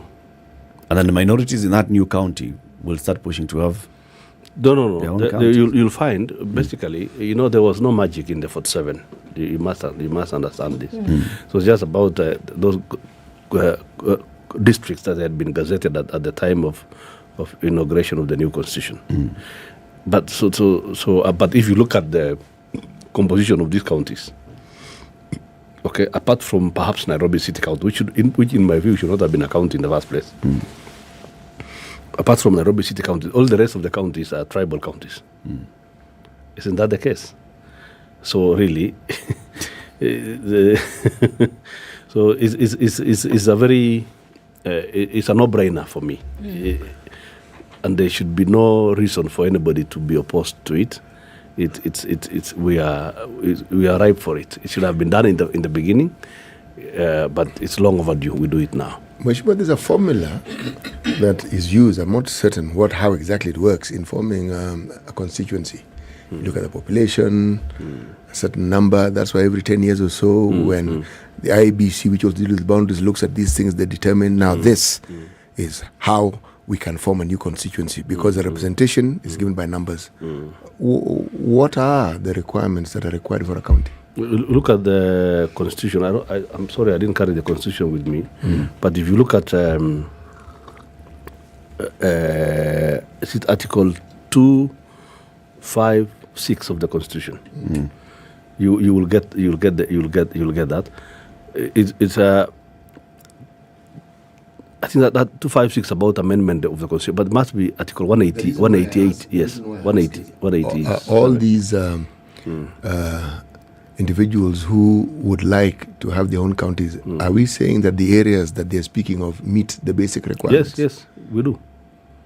You look at the constitution properly, we actually qualify. You qualify? Yes, we do. To be what? To be East Pokot County. To be a county? Yeah. So the question I want to ask is, then would it then stand to reason that there are probably other areas of this country, other than the 7 that have now come up? 5.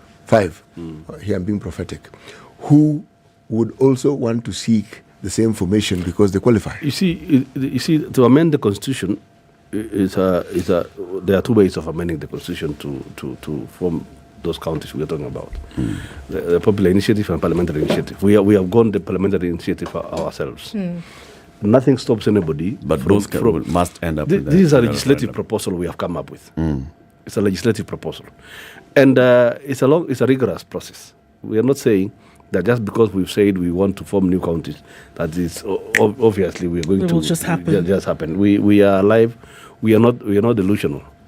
We are alive with the fact that this is a lengthy legal process. I mean, the logic behind it is sound. Yes. That's why I started off with the constituencies, because for representation to be effective, sometimes that divvying up of a certain geographical area is necessary. Yes. So the consensus. I think this term is we are ripe for review. I think IBC will most likely do it either this year or next year for the review of constituencies, and that's coming out. 10 or 12 years, not more than 12, not less than 8 years in the constitution. So I think the IBC is ripe for that. So they'll do the boundary delimitation of the constituencies. But the ones we have, the one for counties is a bit different because we have come up with we want to force the arm of IBC to do the limitation of county boundaries. By amending the constitution. By amending the constitution. And changing the structure of devolved units. Yes. Which then must end up in a referendum. Most likely, I do not know. We will. It must. The constitution says if you want to amend the constitution, referendum. If there was a way that changes the objects, principles, and structure of devolved government, referendum. Is that structure or boundaries of counties? Structure. Boundaries is structure. Devolved government. I do not know whether structure involves boundaries. It involves the number. It's a question of interpretation. It involves the number of devolved units because the constitution is clear. There shall be 47 devolved We have no units. issue. If we have to go that route of the referendum, I'm sure those Kenyans, the rest of Kenyans will not want to be jealous of us getting counties because I have been in Baringo and we have supported the county of Baringo for all these years. It's my county. But if we able to form another new county, we are still the same people. What you say, Mheshimiwa, is logical, it is sound, but the moment you subject it to a political process, it gets political. Yeah. Now, this sound logic that we are discussing calmly here goes out of the window completely. We will do the politics. Okay. I know you need to leave, Mheshimiwa, and we'll allow you to leave. But just before you leave, it'll not be lost to many people that this is the second time in as many weeks that a UDA MP is proposing amendment of the Constitution. First one was Fafi MP, who was proposing to amend the Constitution to change the term limits of a president. Of course, the UDA party immediately distanced itself from that. This is now a UDA MP who is pushing for a constitutional amendment to change the number of devolved units that we have in the country. It's not lost to many that the leadership of UDA was very much opposed to any conversation about amending the Constitution just a year ago. Barely 3 months into office, and UDA MPs are championing amendments to the constitution. Politics. I would not look at it from that perspective myself. For instance, on the matter of the constitution creating. And but before you even respond, I think it's very clear. It's important for me to point out here that you are not a UDA MP. Yes, you're elected under KANU MP. That's all. But you are cooperating with Kenya Kwanza. I'm cooperating with Kenya Kwanza, yes. And let me put it this way. In my view, it has nothing to do with UDA, because me, as member of parliament for Tiati, and somebody from East Pokot region, I am my people, the people I represent, the people of Pokot Central. We have spoken to them, and they are saying, "Come on, let us form East Pokot County. Wherever there is West, there must be East, naturally."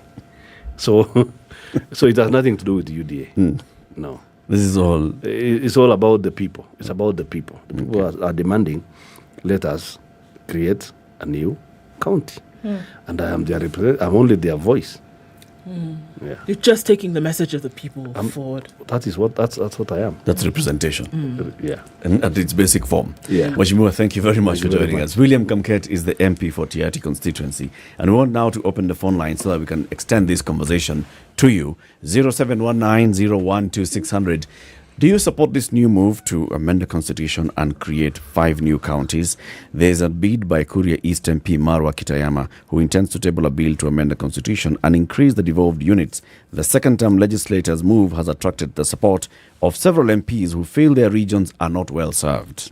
The proposal is to carve Kuria County from Migori County, carve Teso County from Busia County, create East Pokot County, which is hived off from Baringo and West Pokot counties, and Mount Elgon County carved from Bungoma and Trans Nzoia counties. The people of Mwingi want to be in their own county, carved from Kitui County. 5 new counties, and just like we've heard from Mheshimiwa Kamket, it is the people of these regions who are saying we are a minority in a county that has a huge majority. If you look at the people of Kuria, they are a minority in Migori. The people of Teso are a minority in Busia.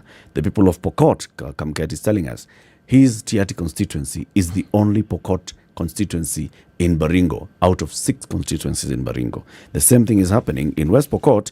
It's largely Pokot, but there's Sigor constituency, which is closer and bordering Tiati, which those two can come together and they form East Pokot. Right. The people of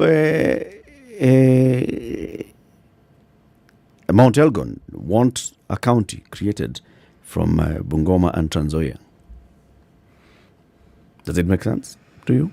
Because I have to ask the question as to whether this split is asking because they want their own little piece of the cake, or they see that the area is too big, it must be hived off.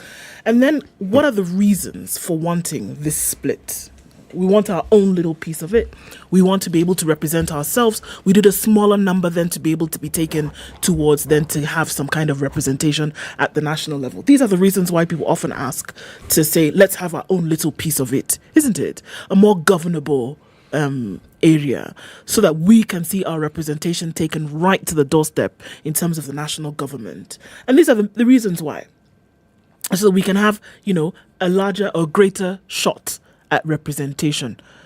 Does it make sense that those ideas come to the fore? Absolutely.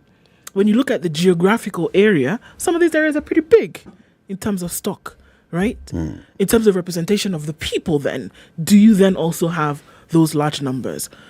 You always want to ask the question, with the burden that lies on the national government today in terms of finances, because creating a new county is going to demand, whichever way you want to look at it, it's going to demand a greater burden financially, right?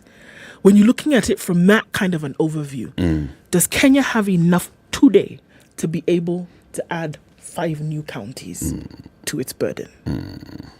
So if let's look at the logic being espoused here by the various members of parliament. All right. So, for example, from Mount Elgon, Endebess MP Robert Pukose expressed optimism that the creation of Mount Elgon County, which will be hived off from Bungoma and Trans Nzoia, will enable residents to be served under an area that takes care of their interests. According to Trans Nzoia Senator Alan Chesang, Kitayama should amend the bill to have Mount Elgon move to Trans Nzoia from Bungoma, saying it might not be viable to have the area as a standalone county. The other MP who's supporting this is from Mount Elgon as well, Fred Kapondi. He says all MPs of goodwill should support the bill that intends to empower marginalized communities. So that's the angle. It's the marginalization of the communities. But the Kuria feel that they are marginalized. They are a minority in the county of in the predominantly Luo county of Migori. The same thing that the people of Mount Elgon are feeling, that they are a minority in predominantly Trans Nzoia County and Bungoma County, Luya. The people of Tiati are saying the same thing. We are Pokots. When you go to the national, to the county assembly, we are dealing with mostly a majority of people from a different community. But Eric, when they say marginalized, what do they mean, really? Because not represented, isn't it? Okay, now what does that mean? Not represented. It means that their interests are not adequately taken care of. And how does that manifest itself? There's a reason why I'm asking this question, okay? Because I remember in the first government, the first county government of Migori, okay, the Kuria are the minority, yes. Yes. The deputy governor was Kuria. Yes. The women rep was Kuria. Number of slots were allocated as CECs to that same community. So the question that one was asking was that, is that not an overrepresentation? Because given their numbers and the part they play. Now, what am I trying to say? I am trying to say that everything we're being told is not the reason why, in my mind, that these people, essentially they want to secede. They want to have their own government. Yeah. And this is as old as time. India was one huge block. Ali Jinnah decided this thing isn't working, Pakistan. Yep. As the tiff was going on, East Pakistan, problem arose, Bangladesh was formed. You look at Yugoslavia, there's a guy called Broz Tito. Yes. Okay? Knocked people's heads together, brought them together as Yugoslavia. The guy died. Slovenia, God knows who. Everybody wanted their own this. And look at the fuss and the hoo-ha it caused. This is historical. But if you ask me, some of these fellows have eyed the possibility of them becoming governor. This is it. And them becoming governor with the current structure isn't going to work. But if you hive off your own... But exactly, that's exactly it. Precisely. Yeah. What I'm saying Even is... historic, it's not just the individuals, it's also the people. We want our own governor. We don't want to be given the tokenism of, but we've given you deputy governor. And then we know deputy governor has absolutely no portfolio, no power, no influence. We want... You know the reason why I'm That's saying tokenism. this, Eric, is because you will find even within these counties where supposedly people speak the same language, this argument now will be brought to the clan. Yes. It's this guy's clan that dominate this. You see, I'm saying it's a never-ending discussion. Note, I am not saying it's good or bad. Yes. I am simply saying that the reality of the situation is not even self-determination. No. It's political interest. It's self-perpetuation. Yes, exactly. Yeah. Because the governments that we currently have, people are talking about being marginalized. Most people in the counties are marginalized just by virtue of the way governors go about their business. So it doesn't matter whether you belong to that person's clan or you're the neighbor. Most county governors have shown that the very things they're supposed to do to serve the interests of the people, they don't do well. But I hear what these people are saying, though. I am not saying, I'm not hearing it. I hear what they're saying. And I don't want to reduce it into, most people are marginalized because of this and the other. I want to hear what they're saying. People, just like you've given us history, people want to feel that they belong. No, they want to feel that they have their own lives in their own hands. Because of identity, you want to determine how you run your life based on what brings you together, the commonalities that you have, right? It's the same thing that happens all over the world. So if you look at these communities, and Kamket told us, if you look at our counties today, if you hear of a certain county, you'll know that there's a dominant community in that county. The dominant clan. Right? It's usually... If you look at Northeastern, those counties are broken because of clan. Yes. Garissa, Wajir, Mandera. There's a dominant clan in each of those counties. Yes. And that is how those counties have become. If you look at the Mount Kenya counties, Kiambu, Murang'a, and Nyeri, they're distinct. Yeah. Let's look at Kirinyaga, distinct. So when you come now to these other counties where, yes, it's a small community, but it's also a sizable community called the Kuria. It's a small community, but it's also a sizable community. Actually, if you look at the Grand Pokot, they stretch all the way into Uganda. They do. But when it comes to the Pokot of Baringo, they are a minority. In fact, and they start wondering, but here we've become a minority. In fact, Eric, it's an interesting point you make, because even the Kuria, the huger population of the Kuria actually in Tanzania. They're in Tanzania. Yes. You see, I am not saying that self-determination is a bad thing. No. Or a good. I'm simply saying the discussion that is being presented, I'm saying, is at some level besides the point. What it does is that it entrenches this long time clamor for this representation at the national level. And that what it does is that it puts it into law. So it is not a promise of tomorrow. It's not that, okay, yes, if you give us your votes, then we'll make sure you're represented at this place where we give you the deputy governor, for example. But the law then will state, in terms of a geographical location, that this actually is your area governed by you. Because what are the chances? Just look at all the counties in the country, apart from Nairobi. Aren't you almost sure that the person who is the governor of a county hails from that county? Yeah. Isn't it? It's one of the dominant tribes in that yes, county. Absolutely. It's a basic requirement. So if you have your own county, the chances of you, the leader, the CEO of that county, being from that area then is almost 100 out of 100. Okay? So what this does is that it is put into the law. It is not a promise. It is not maybe. You are guaranteed of that representation that you've been seeking for the last 20-something donkey years, but it is guaranteed for you in law. So you can see... Are you talking about it now? Are you seeing it from an individual perspective or from the community perspective? I'm seeing it from the community perspective. Okay. Community is now saying, look here, if we have these counties, then we are guaranteed. We feel that we have our person. We will be represented. Our person will... And it's not just, here, promise I'll do for you tomorrow. No. It's at the national level. So you don't have to come and promise us tomorrow. We'll be sure that we have our own person and we won't have to be asking for favors or tokenism in the future. I can see their argument. You know, such a discussion wouldn't arise if I look at the political self-interest, if I put it aside, if indeed people had not felt that they were actually being represented as they would like. That's really what self-determination is all about. The Declaration of Independence, if we talk of the U.S., what do you think this is all about? Not taxation, not representation. Remember that one? The Boston Tea Party and all that? This is a human thing that you cannot put a halt to. No, you can't. This desire to have yourself in charge of your own affairs. That is a good thing to desire. What I do know of counties where there's a homogeneity of language and so forth is that there's an arrangement. There's a formula. For instance, you'll find, let's talk about the county I come from, Kisumu County. I live in this county. Well, that's where I come from. I got it. Yeah, you've got it. Huh? Yeah. Okay. You'll find if the governor comes, say, from a certain part of that particular county, the speaker will come from another part of the county. The deputy will come from another part of the county. You will not find everyone coming from just the same region as the governor. It is something that is understood and it is agreed upon. And the other thing that is also discussed and agreed upon is once your county, once your sub-county has a go, let somebody else has to. Yeah. Yes, it's understood. Yeah. But I think the pain and the troubles that come with marginalization is difficult to imagine, especially in places where they were resource poor and they were marginalized, and they've seen resources coming, and it just seems to be, it's like it's just passing you by. They're going, it's like the rain passing. Yes, you see it going to another place, it doesn't come to you, feel, no. I think the only way this can work is if those resources come to us directly. If we build a pipe that comes to us, so that we can decide exactly how we are going. So if there's a problem, it's us dealing with our problem. That I get.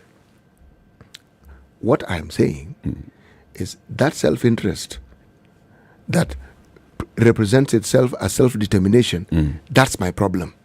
Because the money will come and the people will still be marginalized. So you're seeing self-interest from those who are championing this, the individuals. Yes.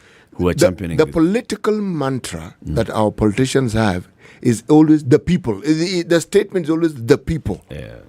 It's never, I think, I and my 10 best friends. No. It is the people.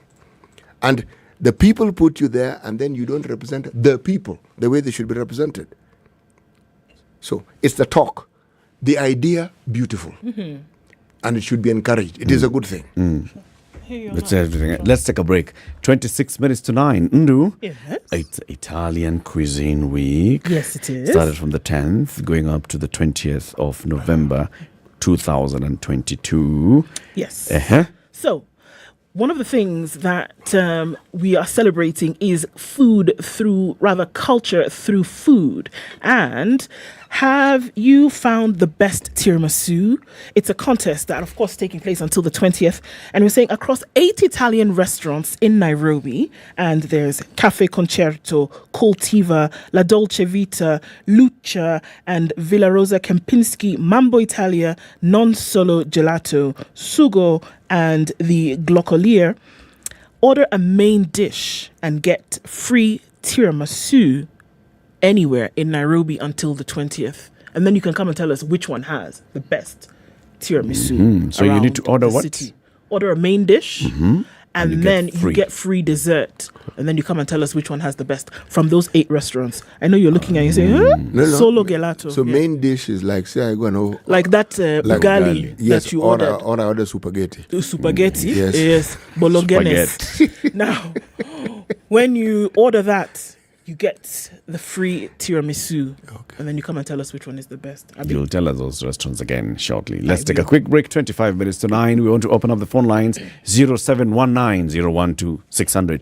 What do you think of this bid by the MP for Kuria East, Marwa Kitayama, who wants to table a constitutional amendment bill before the National Assembly to amend the constitution and change the number of counties from 47 to 52 to cater for several marginalized communities.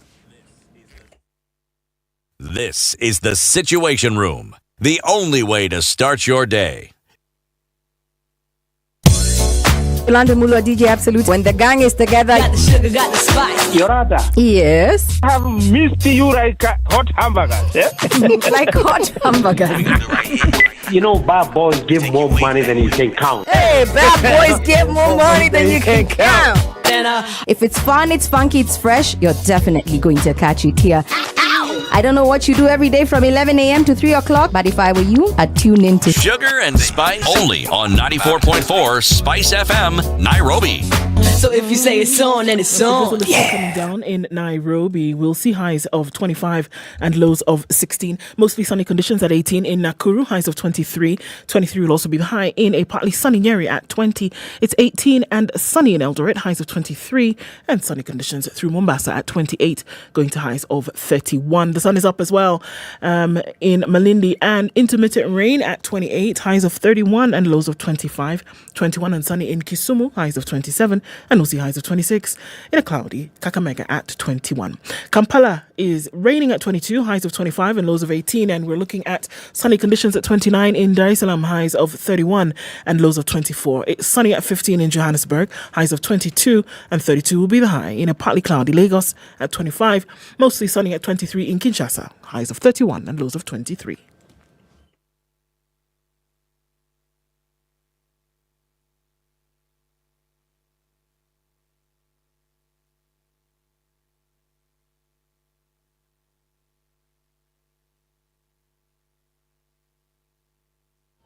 Still continues in most parts of the city this morning, slows down just a tad because of the weather conditions.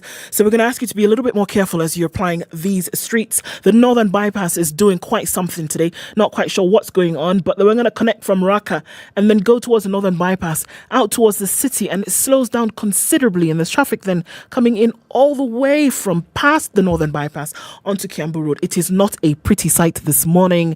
And if you're in it, I am very sorry, but this one, there's no turning back here, because even if you do turn back, you're going to get stuck on that crossover. So it's going to need some patience here. Kiambu County, well into Kiambu County is where we see traffic, then spilling over into Nairobi from that part. The Red Hill Link Road doesn't look too bad. Okay. Waiaki is looking a lot better now as well. And you're going to come off of James Gishuru, which is still kind of packed, but then Waiyaki Way will look all right for you. Okay, guys, let's see what it looks like. Half an hour or so. Let's check in then. And then hopefully we can keep things moving. SpiceFM, KE on Twitter. Spice and everything nice. Everything nice. Spice everything. Spice up your life. Mature, intelligent talk every morning. Spice up yourself.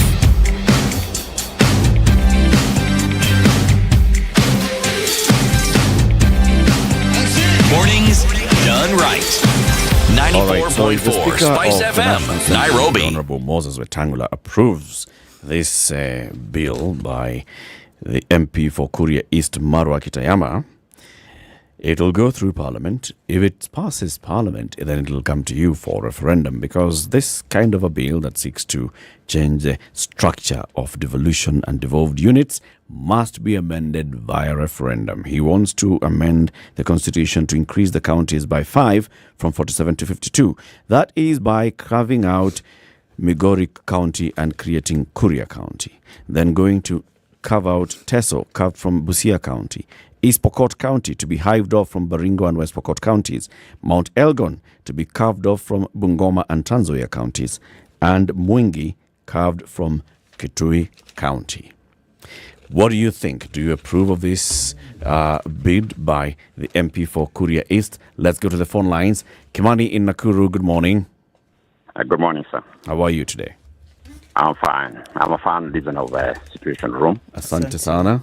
It's the first time I'm calling in. Karibu. I think our MPs have a better thing to do.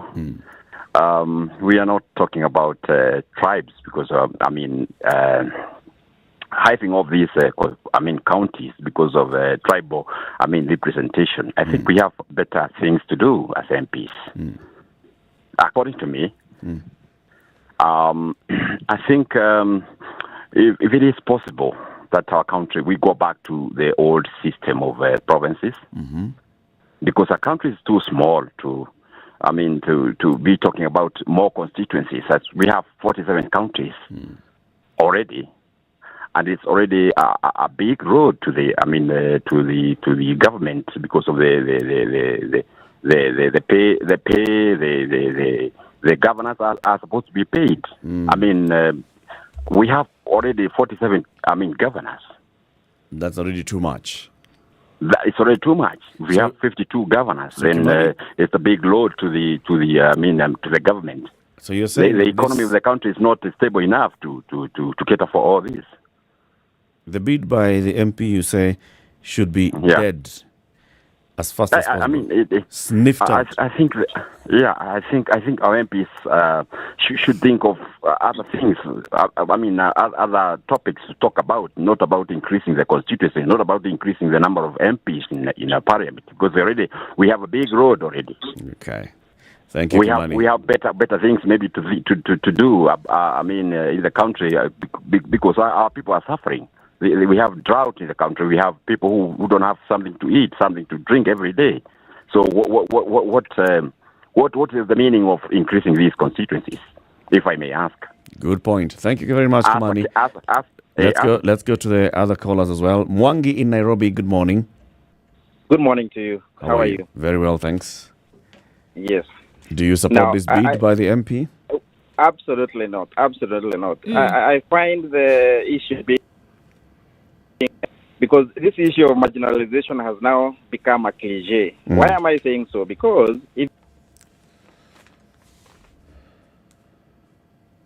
Are you there? No, I think we lost him. We lost him. We have an issue with our system as well. So, okay. Our phone lines have an issue, but let's get that sorted, and then we'll pick the calls again. 0719-012-600. Kimani says our MPs should focus on better, bigger things. I hear you. And I mean, look, just because you have an opinion doesn't mean that you cannot see the alternate view as well. If we're looking at the implications of what this means, just look at what some of those are. Okay. So we can talk about self-perpetuation of a community, right? self-determination to then see yourself represented at the national level. And you can see that clear as day as to why it would make sense. Now, the implications on a nation with the issues that we currently have now in Kenya, the National Assembly, it would mean 5 more women representatives, raising membership to 354. The Senate would have 5 additional elected senators, raising membership to 72. Parliament would increase from 416 to 426. Remember, we talked about the huge wage bill that Kenya seems to be crushed under right now. It cannot be you cannot run away from that, right? We talk about cash allocation. Financial allocation to split counties will reduce. Already, there's a certain amount that's going to the counties. Why is it reducing? Well, according to this cash because allocation. you're still looking at the 450 billion shillings. Yes. No, we should Let's get see now from the more national money level, should be because coming. you have 5 new counties, then that would increase that which was coming from the treasury. Well, when it comes to county allocation, yes, it reduces from the amount that goes. But why should it? The point is this, City. Yes. That the money that is split between the national government and counties is a certain amount. Yes. Now, when it goes to the counties, county allocation, currently, that amount, even if you said 1 trillion shillings is going to the counties, it will be divided between 47. Yes. Increase that by 5. It will be divided by 52. 52. So it reduces. It reduces whatever the number. amount you're talking about. But it was going to, because what I'm wondering is the formula of reduction. Because if, say, for instance, you hive off this constituency from Baringo County, you hive off this one from Turkana County, okay? Do the maths.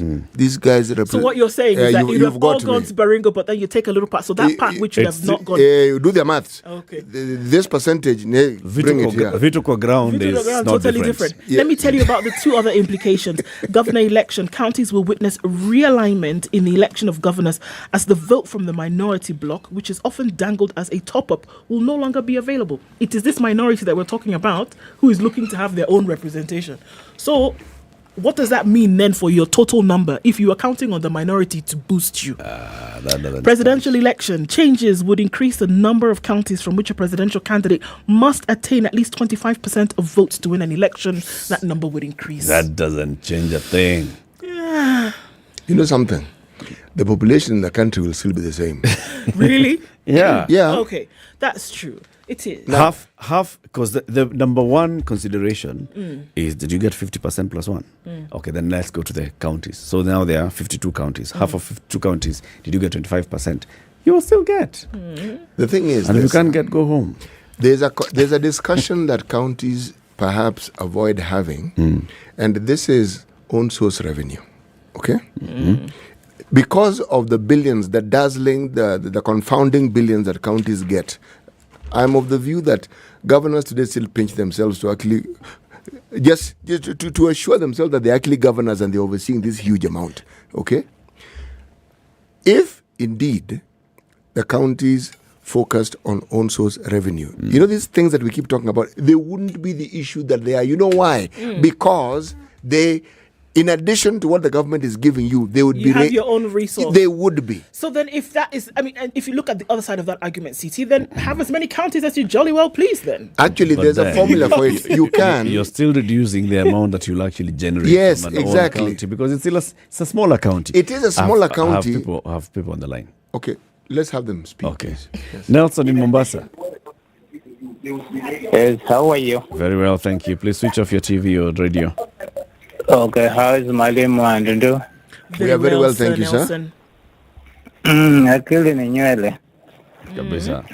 Tunasema huku Mombasa, yes. Sasa, the thing is, tulikuwa tukiambiwa hapa kwamba kuna watu wanataka kugawanyana madaraka, and then every time we get into power, huwa tunasema we are going to reduce the wage bill. That is during our campaigns. So that becomes just a notion, because at the end of the day, kila mtu akiingia, now they start looking at how to make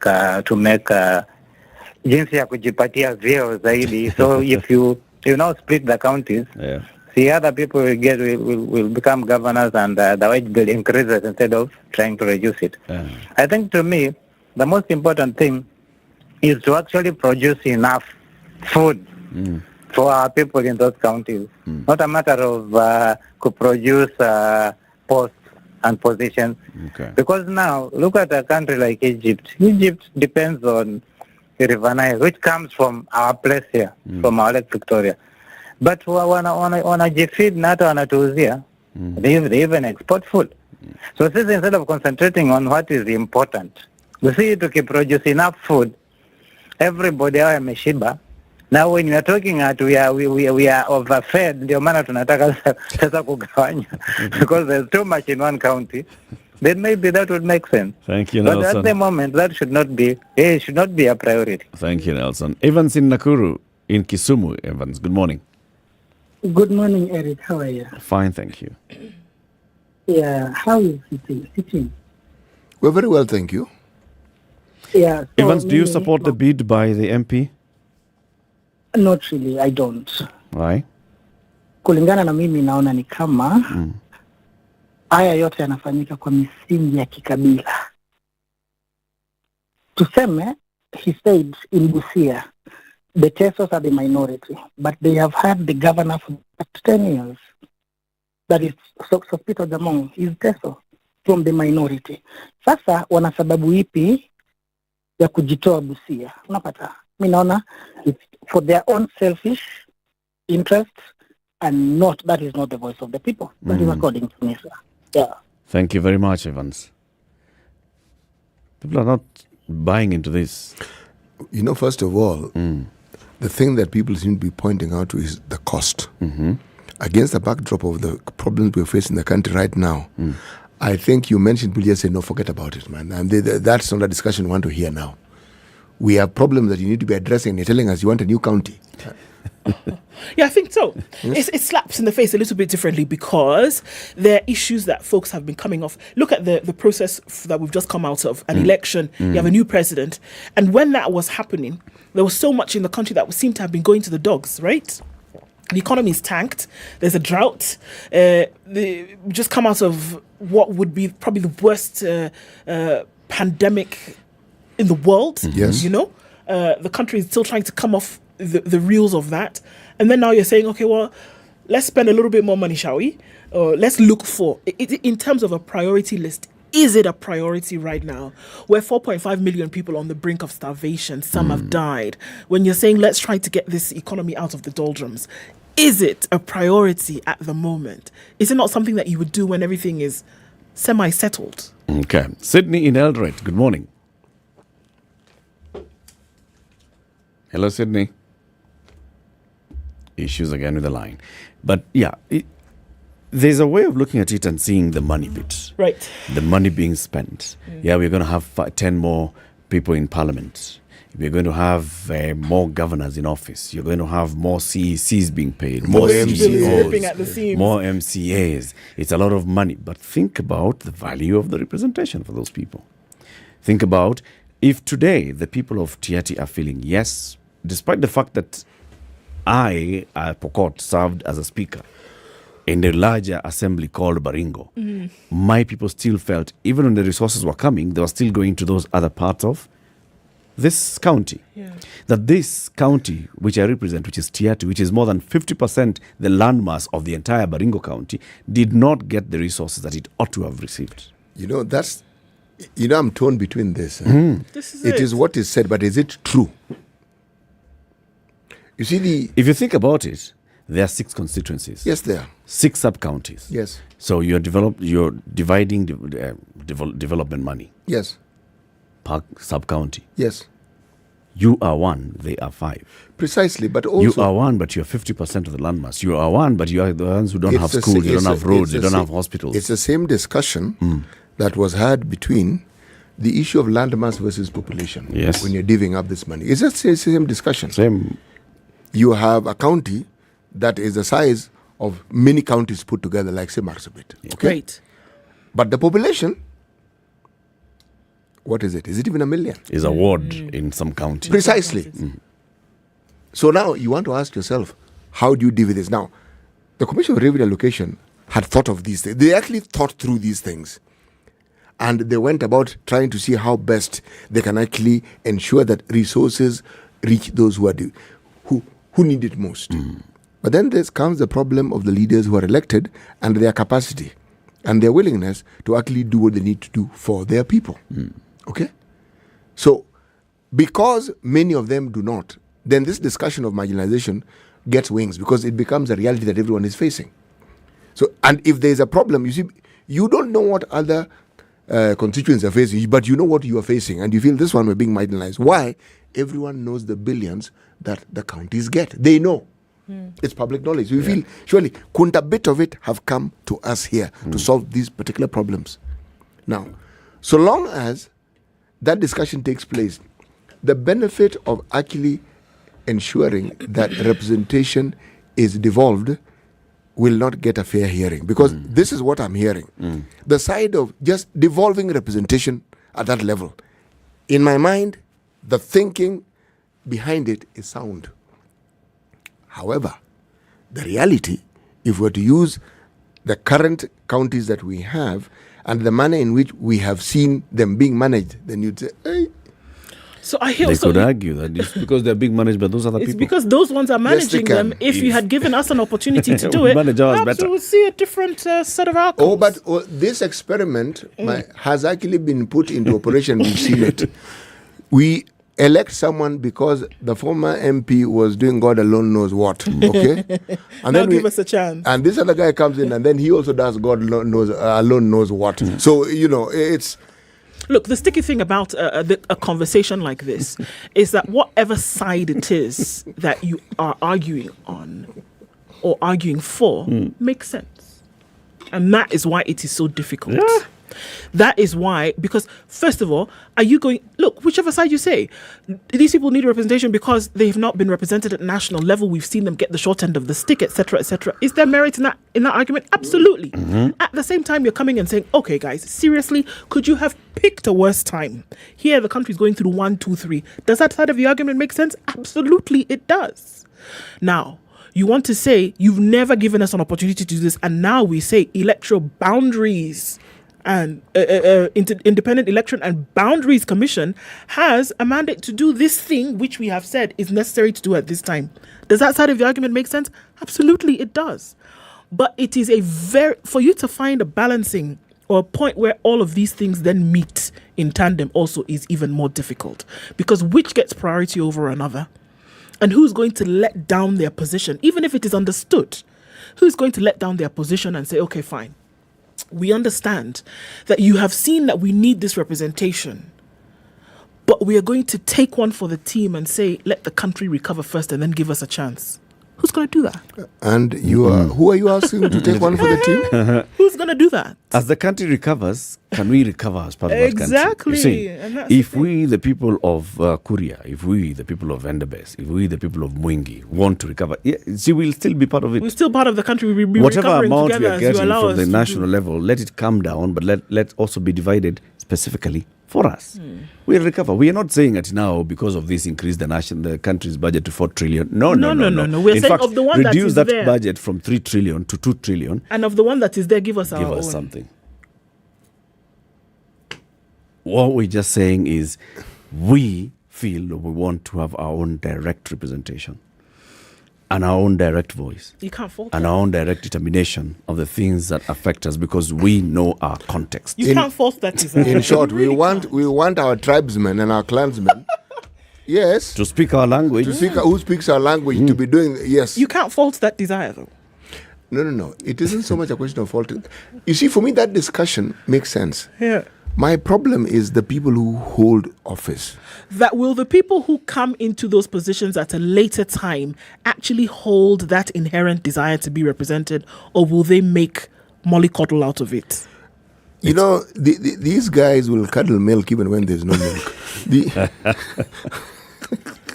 Your bias is showing, CT. But it's informed. You know, what the people are saying is, we want to take that risk. Okay? So if the person is messing, at least there's something small that's trickling. In that trickle, it's coming directly to us. When we are in this big account county, we're lost. And the person from the other tribe is always the one who's going to be the one holding the tap. When it trickles, it'll trickle to their region and not to our region.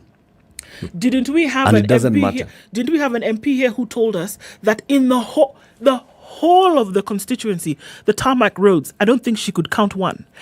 Early childhood development centers in terms of schools for young children. How many did she say there were? But do they have somebody who's representing them nationally? Do they? Yes, they do.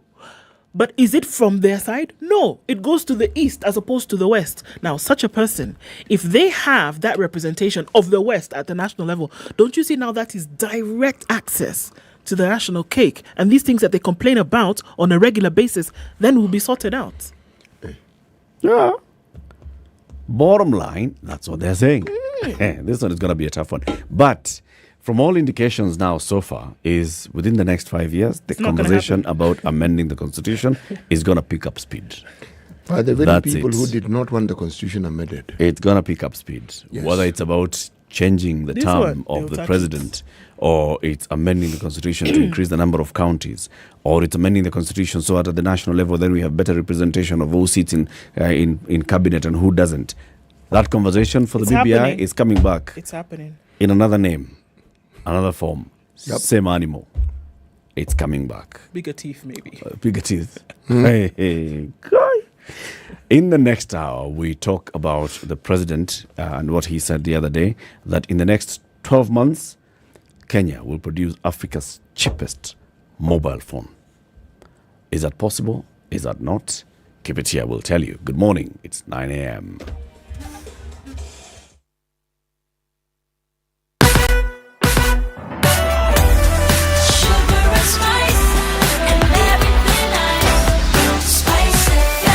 Spice up your life.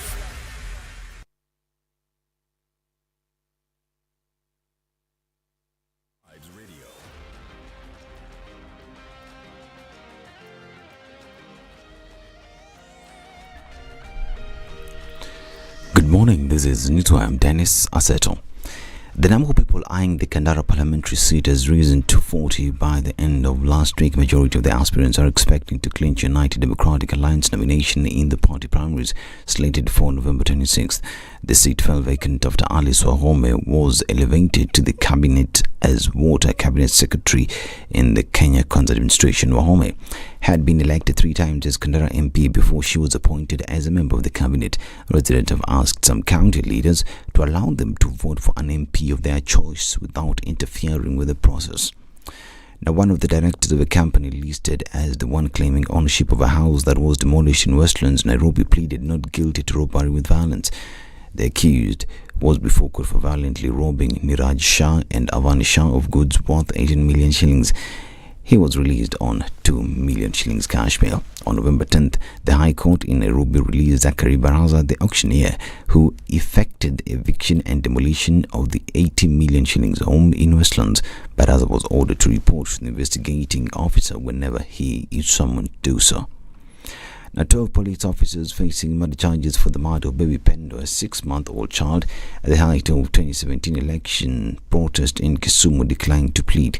9 of the 12 suspects who appeared before Justice Daniel Ogambo at the Milimani Law Courts in Nairobi could not take plea after their lawyers raised an objection demanding to be heard by a special court. The lawyer argued, given the fact that the suspects face charges fashioned as crimes against humanity under the International Crimes Act, they had filed a constitutional petition on the jurisdiction of the court. The defense team argued that the suspects could only be presented before a special court or a tribunal specifically appointed to hear the matter. And the International Finance Corporation is expected to loan 12.2 billion shillings to Safaricom Ethiopia as part of its support for the project. The debt financing is expected to complement its recently disclosed 19 billion shillings equity investment, which will see the World Bank private sector arm take up a stake in the project. Following a long pause to negotiations on the IFC support, Safaricom Chief Finance Officer Dilip Pal says Ethiopia Consortium is now closing in on the deal. And Uganda's President Yoweri Museveni has slammed Western countries over what he calls a reprehensible double standard in their response to the energy crisis brought about by the Russian invasion of Ukraine. In a Twitter post, Museveni singled out Germany for demolishing wind turbines to allow for expansion of a coal-fueled power plant as Europe battles an energy crisis triggered by the Russia-Ukraine war. In September, Russia, which had come under a raft of Western sanctions over its invasion of Ukraine, halted gas supplies to Europe, leaving the region that was dependent on Russian oil and gas imports scampering for alternatives.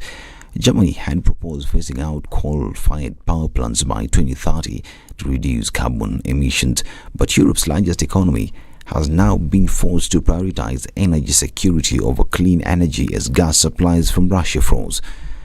Just like Germany, many European countries are reviving coal projects as alternatives to Russian energy. Museveni says Europe's switch to coal-based power generation makes a mockery over the West's climate targets. And the U.S. Treasury has announced sanctions on a Russian defense procurement network and blacklisted private aircraft and companies in France and Switzerland tied to oligarch Suleiman Kerimov. The companies the Treasury is targeting with sanctions fall within the international network of Russian microelectronics company AOP Milan, which it said was vital to the supply of microelectronics to the Russian Defense Ministry. The Treasury named affiliates and agents of Milan in Switzerland, Armenia and Taiwan to the sanctions list, which bans U.S. individuals and entities from doing business with them, aiming to lock them out of global financial and commercial markets.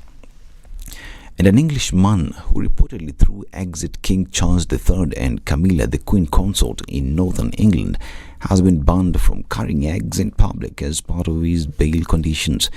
The Mirror reports that the King and Queen were walking down a street in York, shaking hands with locals when Patrick Thirlwell tossed the eggs at them.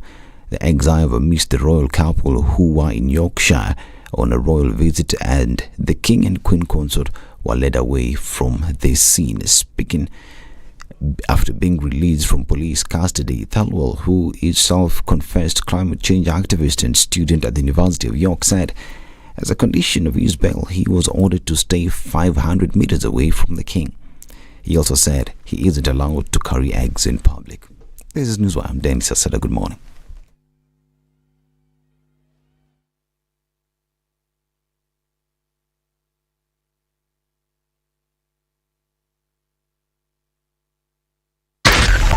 .4 Spice FM, Nairobi. Okay, so still traffic in many parts of the city. Kiambu Road is an absolute mess today. If you don't have to be on Kiambu Road, don't. Then, of course, if you have to get through to other parts of the city via Kiambu Road, then, I'm sorry. Because today is absolutely crazy. Peponi Road, also looking at the same thing, coming out of Thigiri Ridge, connecting with Kitisuru, Lower Kabete, Kuna Road. All of that is just not moving this morning. So it's going to take a dollop of patience to be able to get out into the city today. The rain is not helping matters, but we are thankful for the rain. Let's also look at coming out of Westlands. It's looking a little bit better now. But we're going to look at James Gishuru, which still has some traffic as you get towards Wayaki Way. Coming off the Thika Superhighway, much better now. Just past that Utali Drift is where we're still seeing some traffic. It's going to connect with Muthaiga Square. Getting into the city is all right. Muranga Road is where you'll still see some drama as you get towards Kirinyaga Road via the Globe Cinema roundabout. Mombasa Road has been good to us today, until you get to Nyeri Stadium, and then you're going towards Uhuru Highway out towards Haile Selassie. That's still a bit of a mess. Watch out for that. Let's talk in about half an hour. SpiceFM KE on Twitter.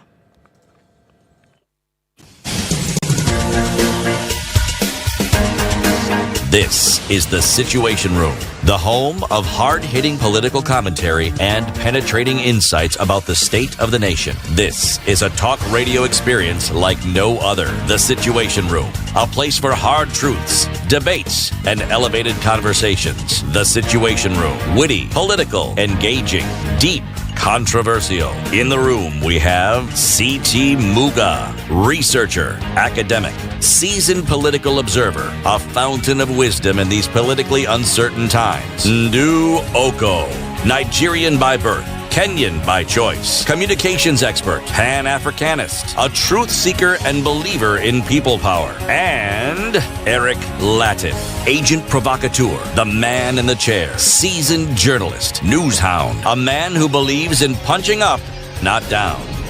This is The Situation Room The only way to 8 start minutes your day. After 9. Good morning and welcome to the final hour of the Situation Room this morning. We are here until the end of the hour and the end of the show. We have a new guest in the studio. We want to talk about the president's promise for Kenya manufacturing and producing Africa's cheapest smartphone within a year. We want to talk about how possible that is and the likelihood of actually realizing this. Before we welcome the guest and introduce him, the day's proverb from C.T. Muga, reading from his Samsung Galaxy Tab S8. What? Ultra. You have to say the ultra when you whisper. See this little gadget here?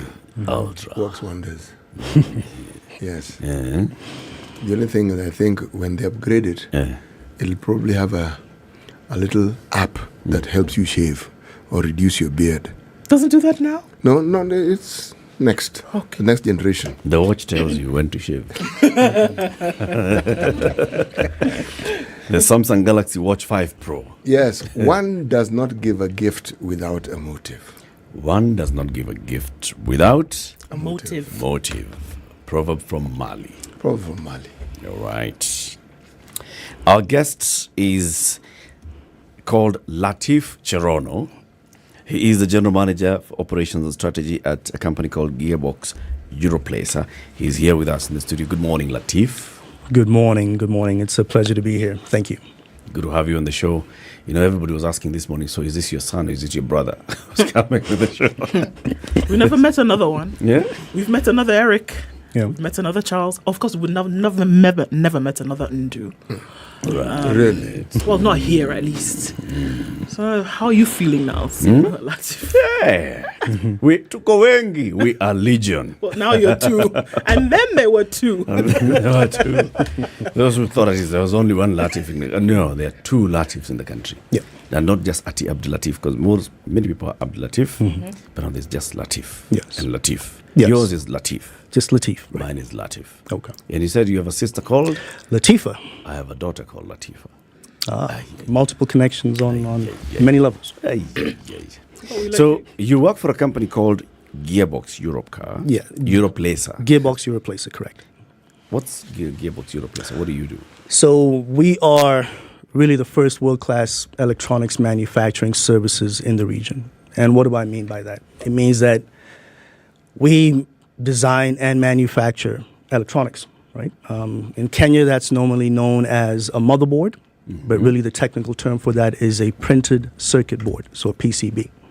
So if you open up this beautiful Galaxy tablet that you have or your watch, on the inside of that will be a circuit board that controls everything that devices do. And that in that little green board is really what is changing the world, right? Anything that we have in our lives, we're interacting with multiple electronic devices, you know, be it your phone, your watch, your car, your fridge, your microwave, multiple areas, right?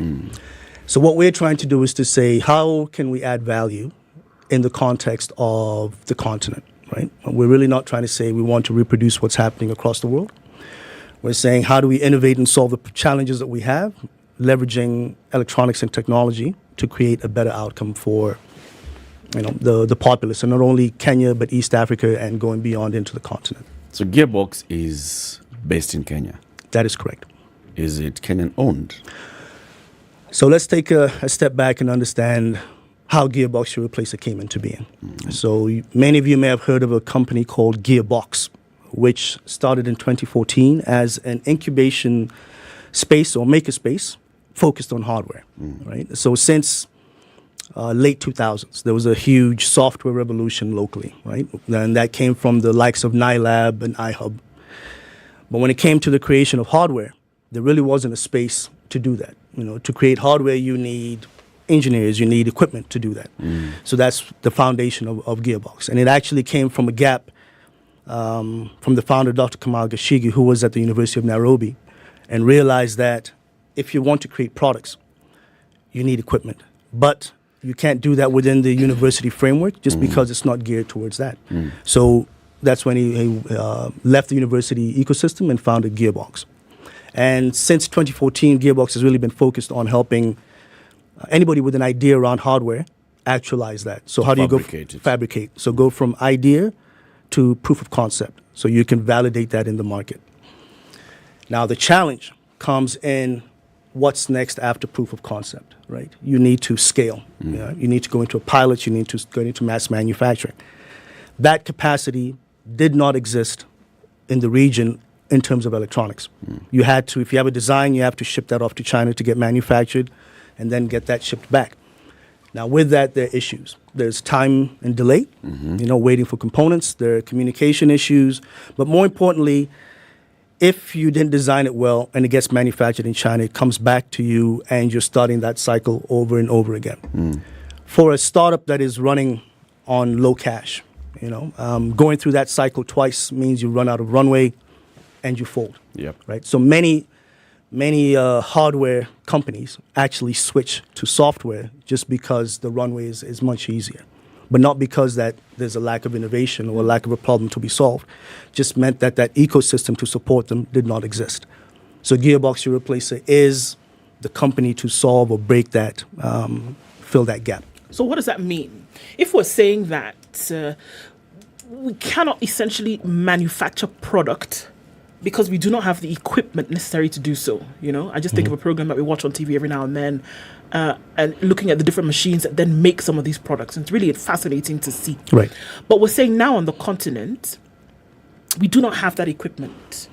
So are you saying now, with Gearbox and some of the innovations that are coming about, then that it is now possible to see the introduction of some of this equipment on the continent for some of these products? So it will then be possible in the near future, or even now, maybe it's already happening, that there will be manufacturing at that level on the continent because the equipment will now be made available?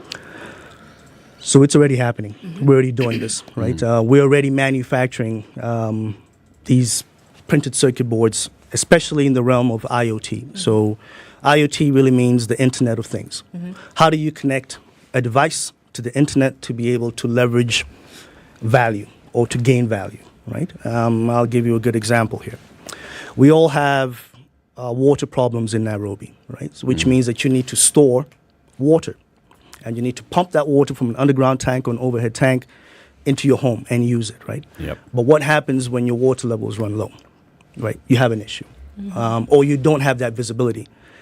If you're running a critical institution like a school or an apartment building and you run out of water, that's a huge disruption to your tenants or to your students. So having that data actually becomes value adding. And I'll give you an example. So there's a company called Mobi Water based here in Nairobi that has built an electronic device that measures water levels, sends that data to a dashboard so you can now see and gain insights on that. Right? Now, this is where I'm talking about best fit solutions, right? If you are living in Beijing, or somewhere where you have ready access to water, such a product would not come into your mind, right? But for the young engineers who are here and they're living these problems every day, they can come up with these solutions. And what we're trying to do is now fill in the gap to help them manufacture that. So for Mobi Water, we're now manufacturing their electronic devices that they can deploy locally. And also reducing the product development time. They don't have to go to China, wait for 2 weeks, 3 weeks, a month to get their products done locally, right? So I'll keep throwing in little companies like that are actually solving that are actually doing things. Actually doing things, yeah. So back to that question. So Gearbox Europlacer is Kenyan owned? Gearbox Europlacer is a joint venture. So we have a Kenyan, so it's a tripatriate joint venture. So we have a Kenyan partner. We have a UK technology partner, hence the name Europlacer. So Europlacer is an equipment manufacturer that makes the equipment that makes electronics, right? There are only about 7 of these companies in the world. Europlacer is one of them. So they were looking to get into the market and were looking for a good partner, and they found Gearbox, and we were also looking at the same thing. So it was, you could say, a match made in heaven. And then our last partner is an impact investment firm out of London called Wellers Impact, which does a lot of impact investing in East Central and Southern Africa. Yeah. Okay, Latif. So to the conversation of the day. Yes. 4 days ago, President William Ruto goes to the Chamber of Commerce and Industry And he's talking to the business people there, and he says, you know what, this is all we're doing. We are working with our telcos so that we can have a smartphone that will go for less than 5,000 Kenya shillings. Let me promise the country that in the next 8 to 12 months, we'll have the cheapest smartphone in Africa made here in Kenya. And Latif Cherono went onto Twitter on the same day and says, let's break down what it takes to have the cheapest smartphone in Africa, made in Kenya. Made in Kenya really means this is what I do for a living. And he started telling us. Yep. There are 4 key components to make this work: the IP of smartphone design, component supply, certified manufacturing facility, trained personnel. You say you'll address this, and you basically went on a thread on Twitter. Okay. Breaking it down. Now, here is the platform. It's a bigger platform. Use this platform, break it down. Let's break it down. Let's start from the very basics. All right. The president says, working with telcos, in 8 to 12 months, we can have Africa's cheapest mobile smartphone in the market. In the market. Is it possible? Is it not? Just from hearing that. Just from hearing that. Yeah. So the first caveat I'll say, I don't know what they are doing, what's in place, but I'll break it down. If nothing has been done from this point, is it possible within 12 months? The first thing you have to say is you have to define what is possible. When you say made in Kenya, what do you really mean, right? So in electronics, if you're making a smartphone, a tablet, you need the design for that particular product. To come up with a design for an electronic device, you're talking years. It takes a while to design for the handset. The design for the handset, Okay. right? So if you years to design a handset. It does. So, for example, why I'm saying it takes years. Anybody who's building a handset, you're actually building it on top of other technologies that have been done. So that technology stack, right? Okay. So that takes time. So I'll go back to the Samsung Galaxy Tab here. The reason why it's so sleek and refined is because it has been developed over a long time, right? And being refined. Because we don't have that capacity to say we have designed a Kenyan smartphone, then we say, where can we get that design? So you will get that design from a sector in the electronics industry that's called an ODM. And this means an original device or design manufacturer. So these are companies that design products, white label them, which means they sell them without any labels, and you can purchase them, add your branding to it, and call it your own. So the first distinction there, when you're saying made in Kenya, this is a Kenyan product, is it really a Kenyan product? Are you designing it locally or are you buying from Exactly, it? right? Okay. So just understanding that, let's be transparent here. So securing that IP has to be done, right? Now, if I was to look at the phones from the telcos in the market, there's several of those branded with telco branding on it. So that tells me this is a product from an ODM, right? So that licensing of that product has been secured, all right? Maybe it's been secured from the distribution side, but not secured from the manufacturing side. So that work also needs to be done. Okay. So that you have to do that. So the next step is to say, if we're going to make this phone, this white label device that we've secured, what are the components required to make that device? So you will need, very basic, you will need a display. You'll need plastic, you'll need a chipset, which is the controller that controls everything, the CPU, right? You'll need a battery. So all these components multiplied by how many you want to sell over 2 years, you have to secure that supply chain. And why is this important? The supply chain right now for electronics is extremely volatile, right, due to many factors. I think many of you may be aware of the Ukraine war, COVID, and the like. So actually saying that I can get access to 1 million chips is not a trivial thing, right?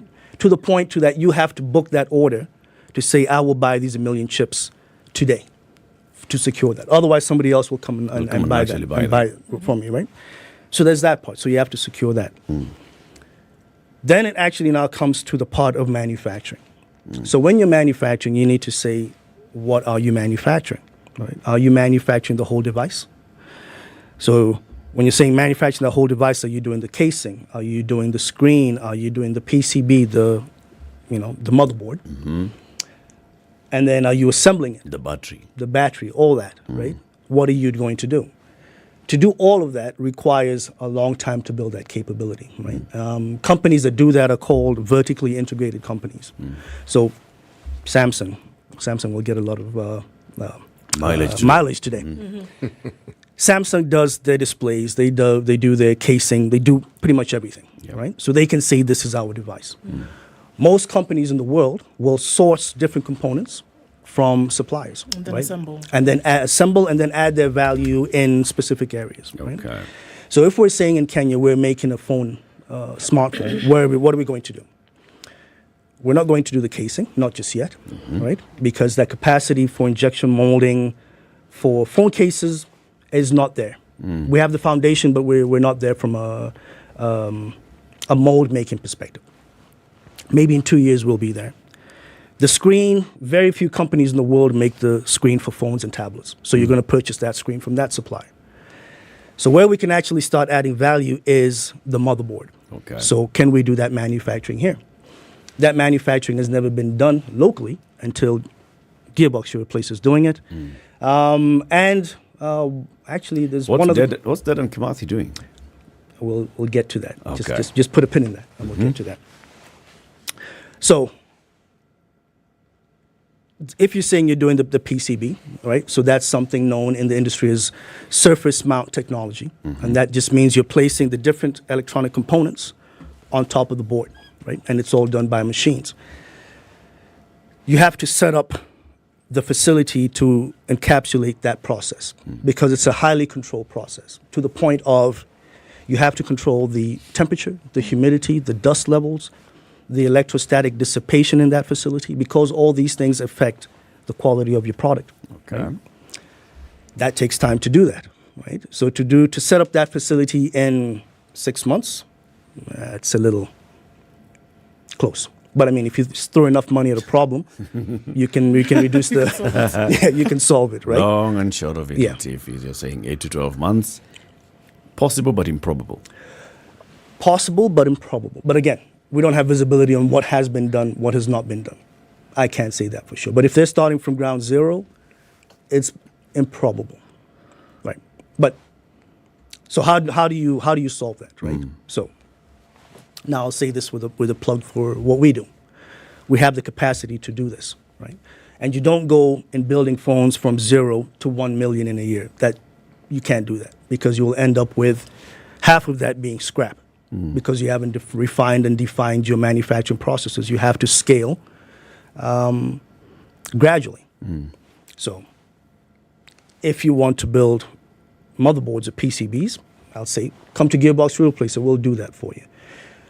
But really the more important thing here is to say, you say you want to make the cheapest smartphone, right? So what is the cheapest smartphone? Let's say that is 5,000 shillings or $50 for ease of conversion. Right? When you're talking electronics, it's always on the dollar rate. So $50 is your selling price for the phone. We know right now the taxes on phones are close to 40%. You've got your VAT, you've got your import taxes, you've got taxes at the port. All these add up to 41%. So to hit that rate, at some point you have to remove those taxes, right? Now, the benefit of removing the taxes, if you're doing local manufacturing, is that you are supporting a local industry with a long-term vision. Now, will that happen for the ecosystem, anybody doing electronics, or will that happen just on one particular event or one particular vendor? I hope it's the former, that it happens for the entire ecosystem.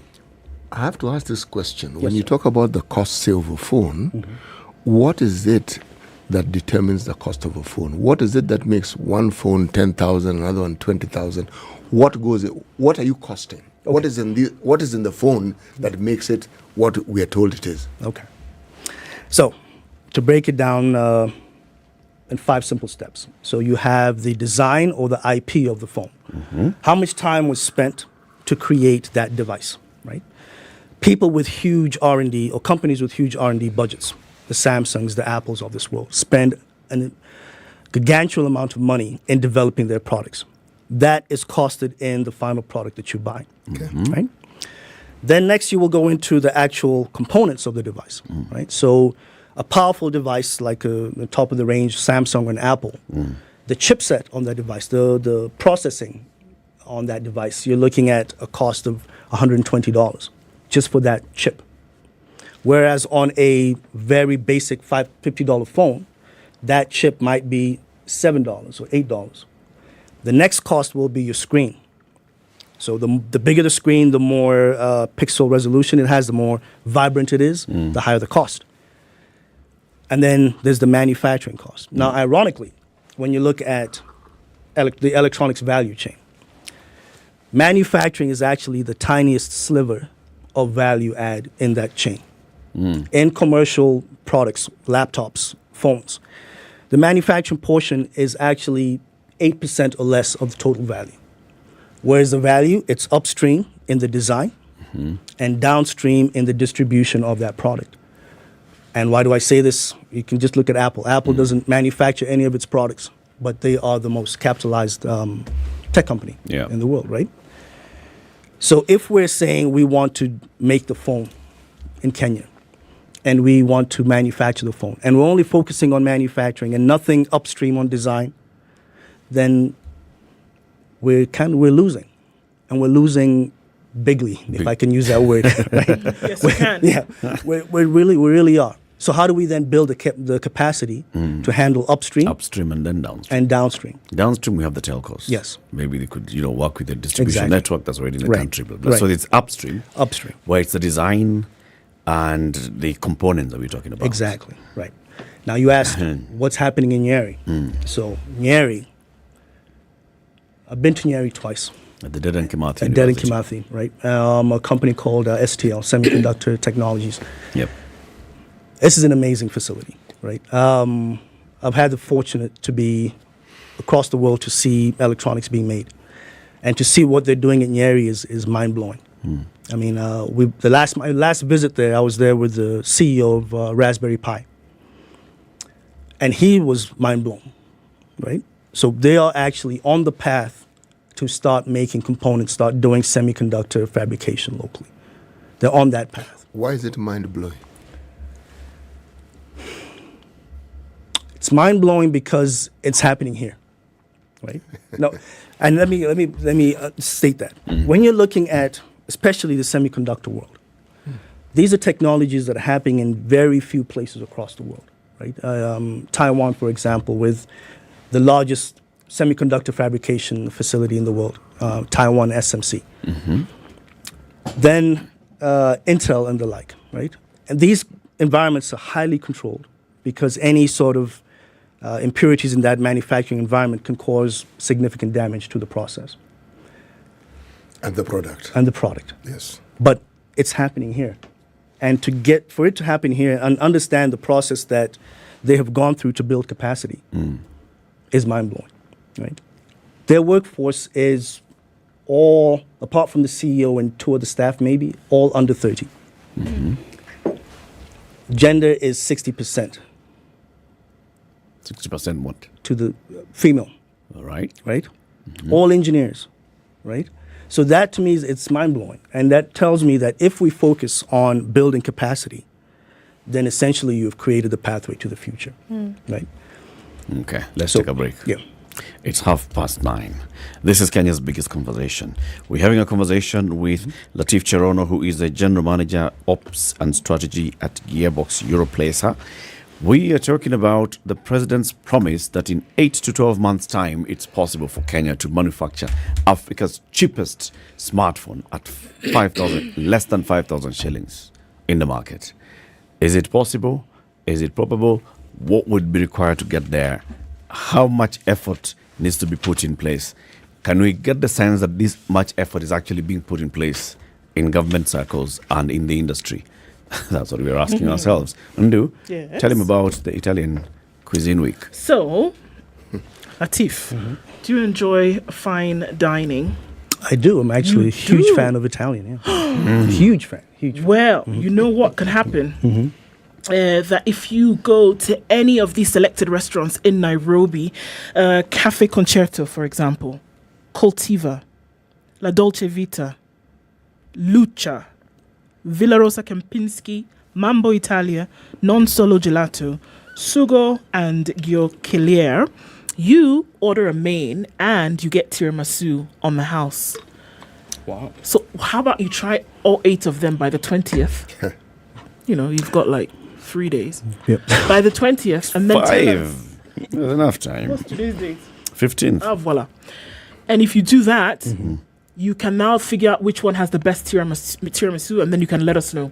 Sure. So Italy is celebrating culture through food during the Cuisine Week and started on the 10th all the way to the 20th. And you have an opportunity to walk into any of these restaurants around Nairobi and, sample the cuisine and then see if you can get some, fantastic dessert and let us know which one has the best. Great. Thank you for that. Yeah.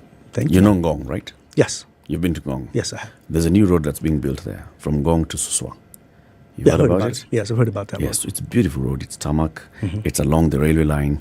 Now, some 50 or so minutes, 20 minutes actually, from Ngong town, heading towards Suswa, there's a new development that's coming up.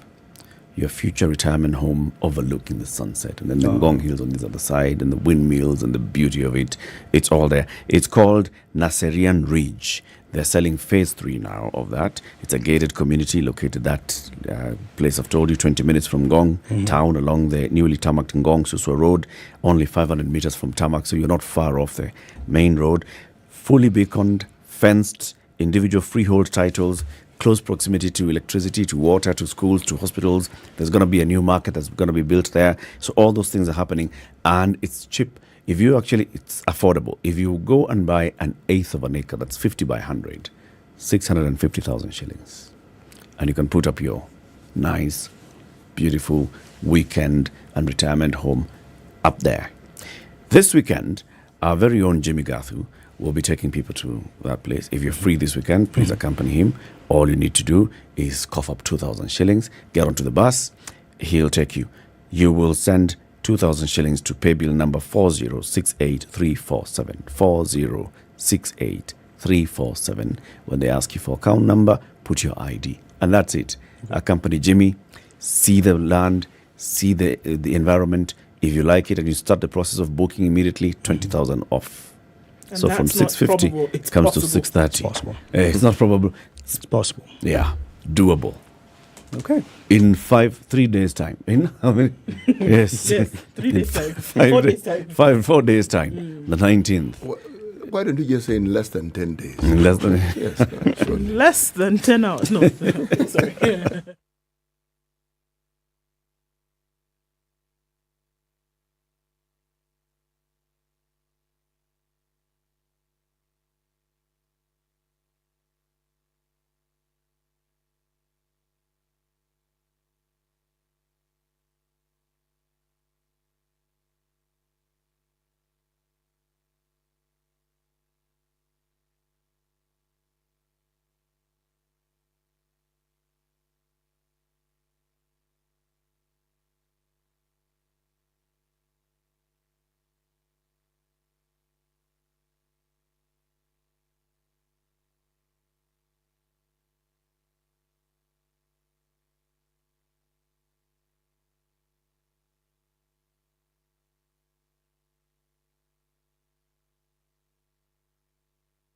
A report. You don't work for me.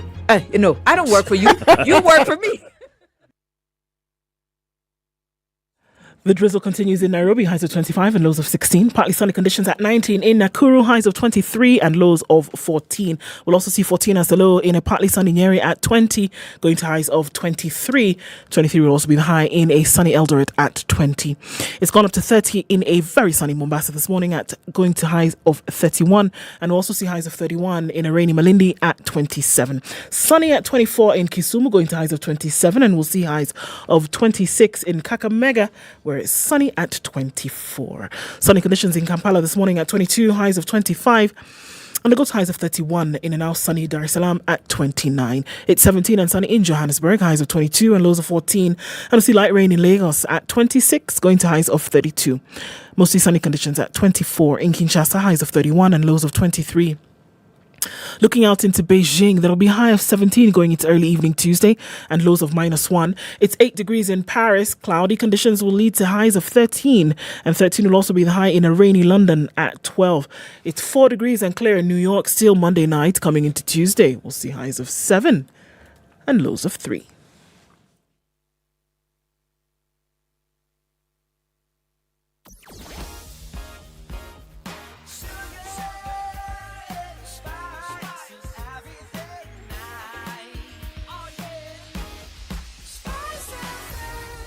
Up your life.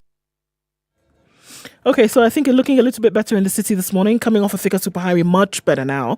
That drama that was there before seems to have dissipated, so we're not having too much of an issue as far as that's concerned. Coming off Mombasa Road, going into the city, it should be all right from all indications.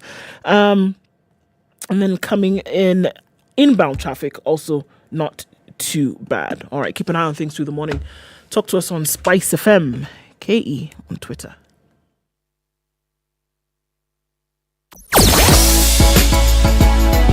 Sugar and spice and everything nice. SpiceFM. Spice up your life. Mature, intelligent talk every morning. Spice up yourself.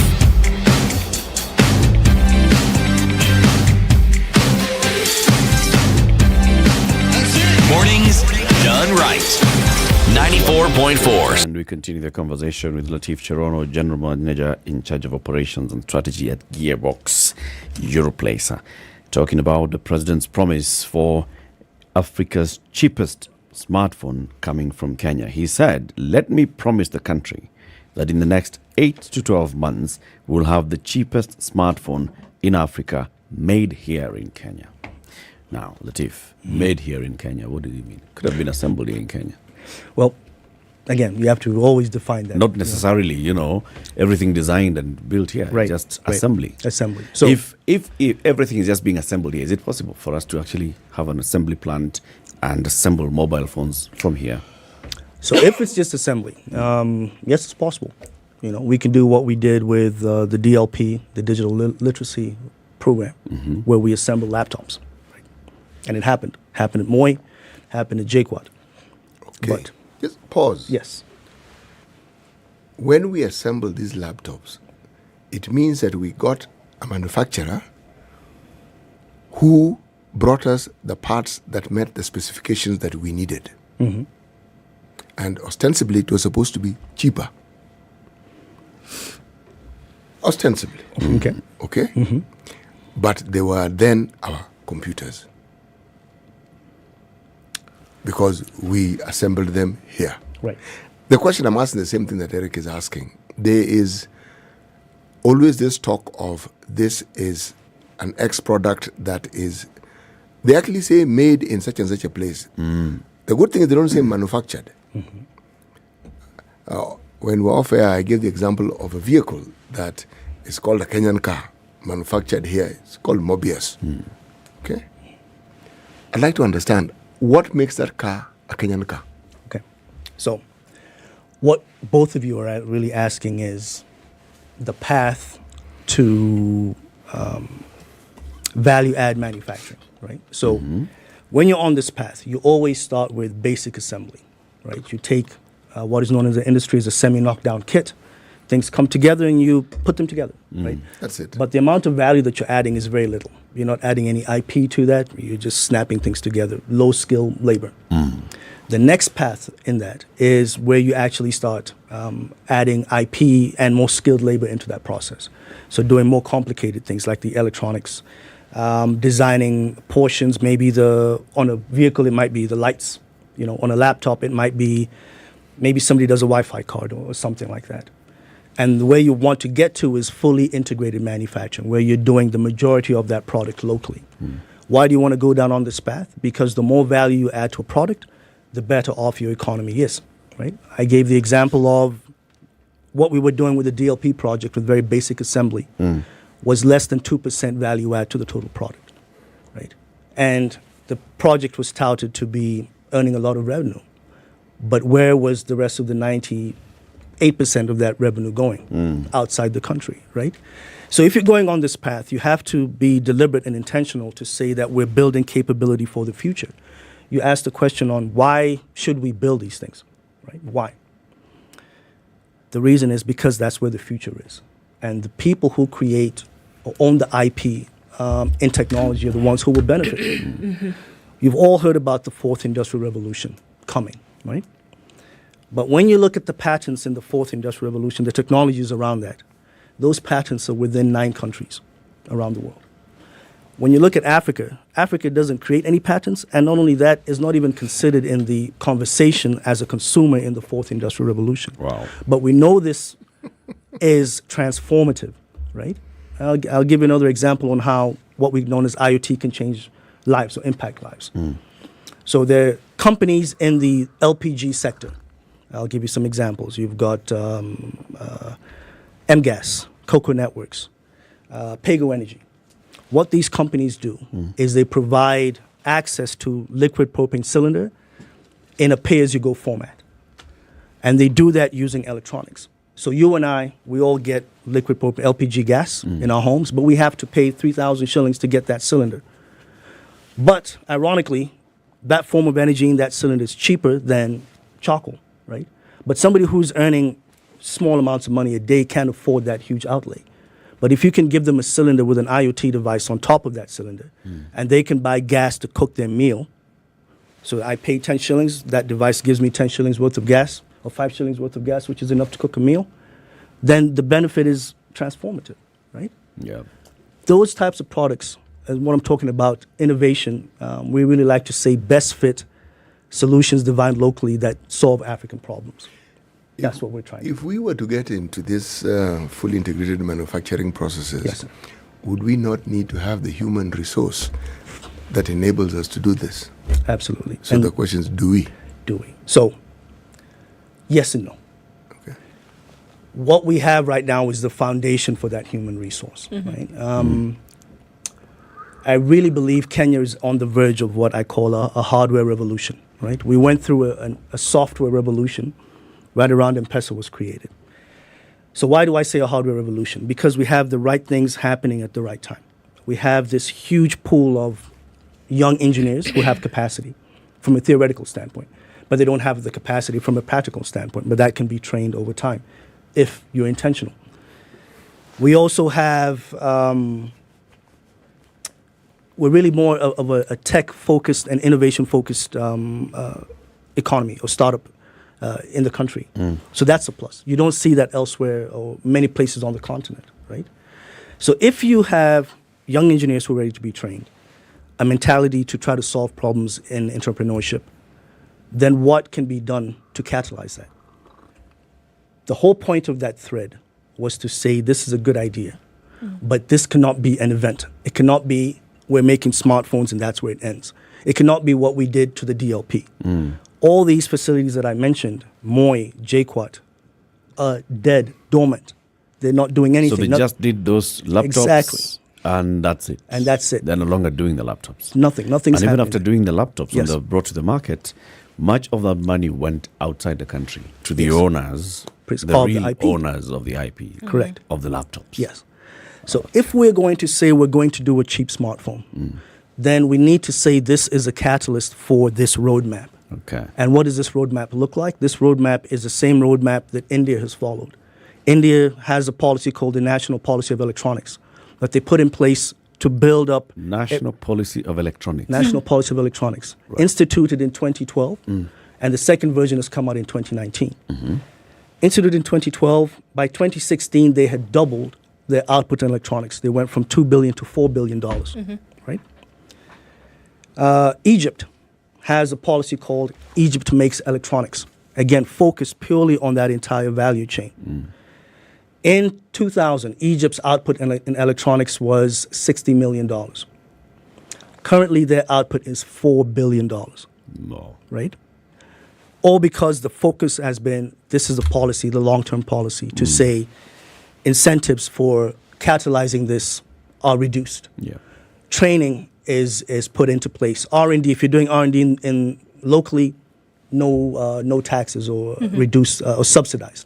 Right. You're doing that for the future, right? To put yourself in a space where you have long-term growth. We're always searching to say, where can Kenya go to be a growth positive? Where's growth positive can be? This is that sector. But it has to be intentional. And it cannot be just one event like the smartphone. So really, that was my thread.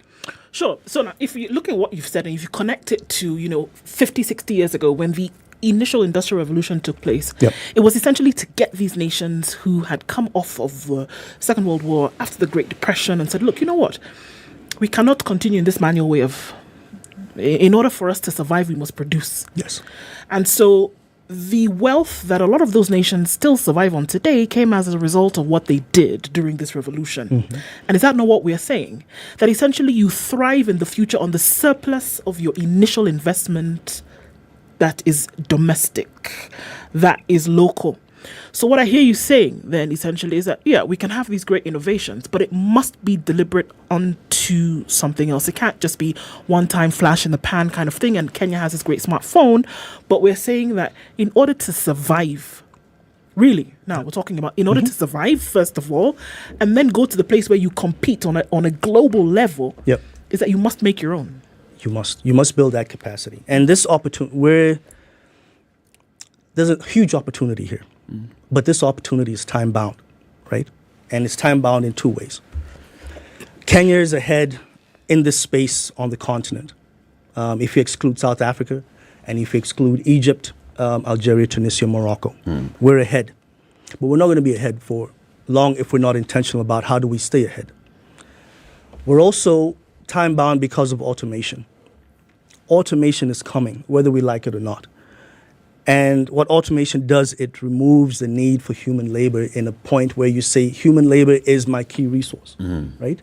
What happens when you have an automated factory that only requires 10% of labor that required, 10 years ago, and you have a huge young workforce? It's irrelevant to what you can add to that conversation. So you have to do this now to prepare for that future, because it's coming whether we like it or not. So there's in 1994, something called the Nyayo Motor Corporation that was set up. It's now referred to as the National Machinery Complex Limited. Now, the idea behind it and what it morphed into being was something that is actually, it's not widely known, but it's actually fascinating. At least for me, it is very, very fascinating.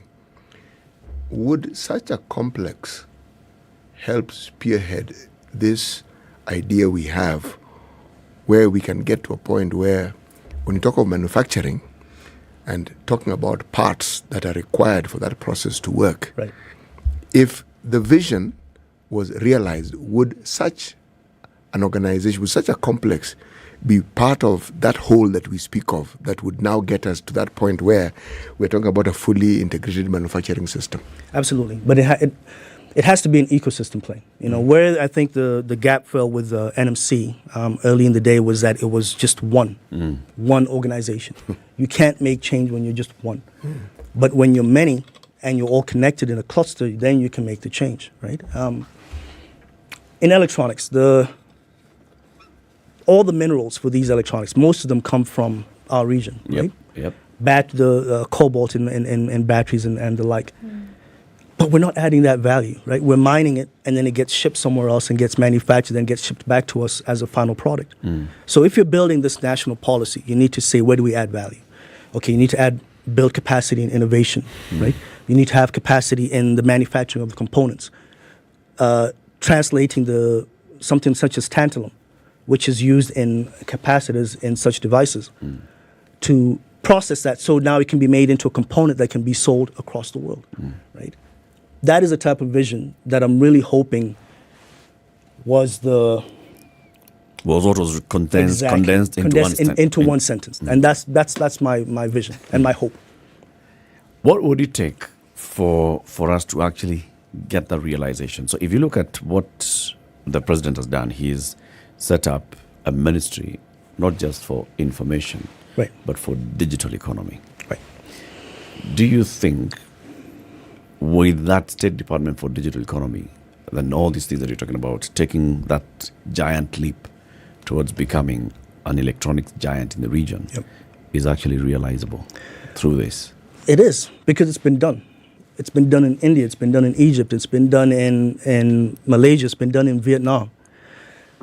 But then you're in this sector. Yeah. So are you hearing this?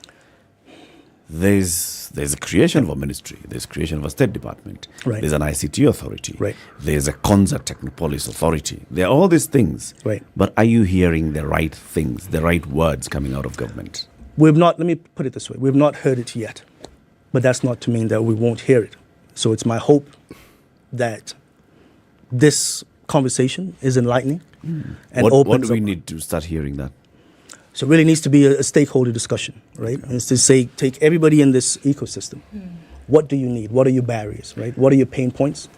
Where do we want to go? How do we solve that? And what's the roadmap, right? So in electronics manufacturing, the barriers for us are, and it will be the barriers for the smartphone that will be manufactured, are taxes, right? And we're taxing heavily upfront and not realizing the benefits downstream are tenfold, 100-fold, right?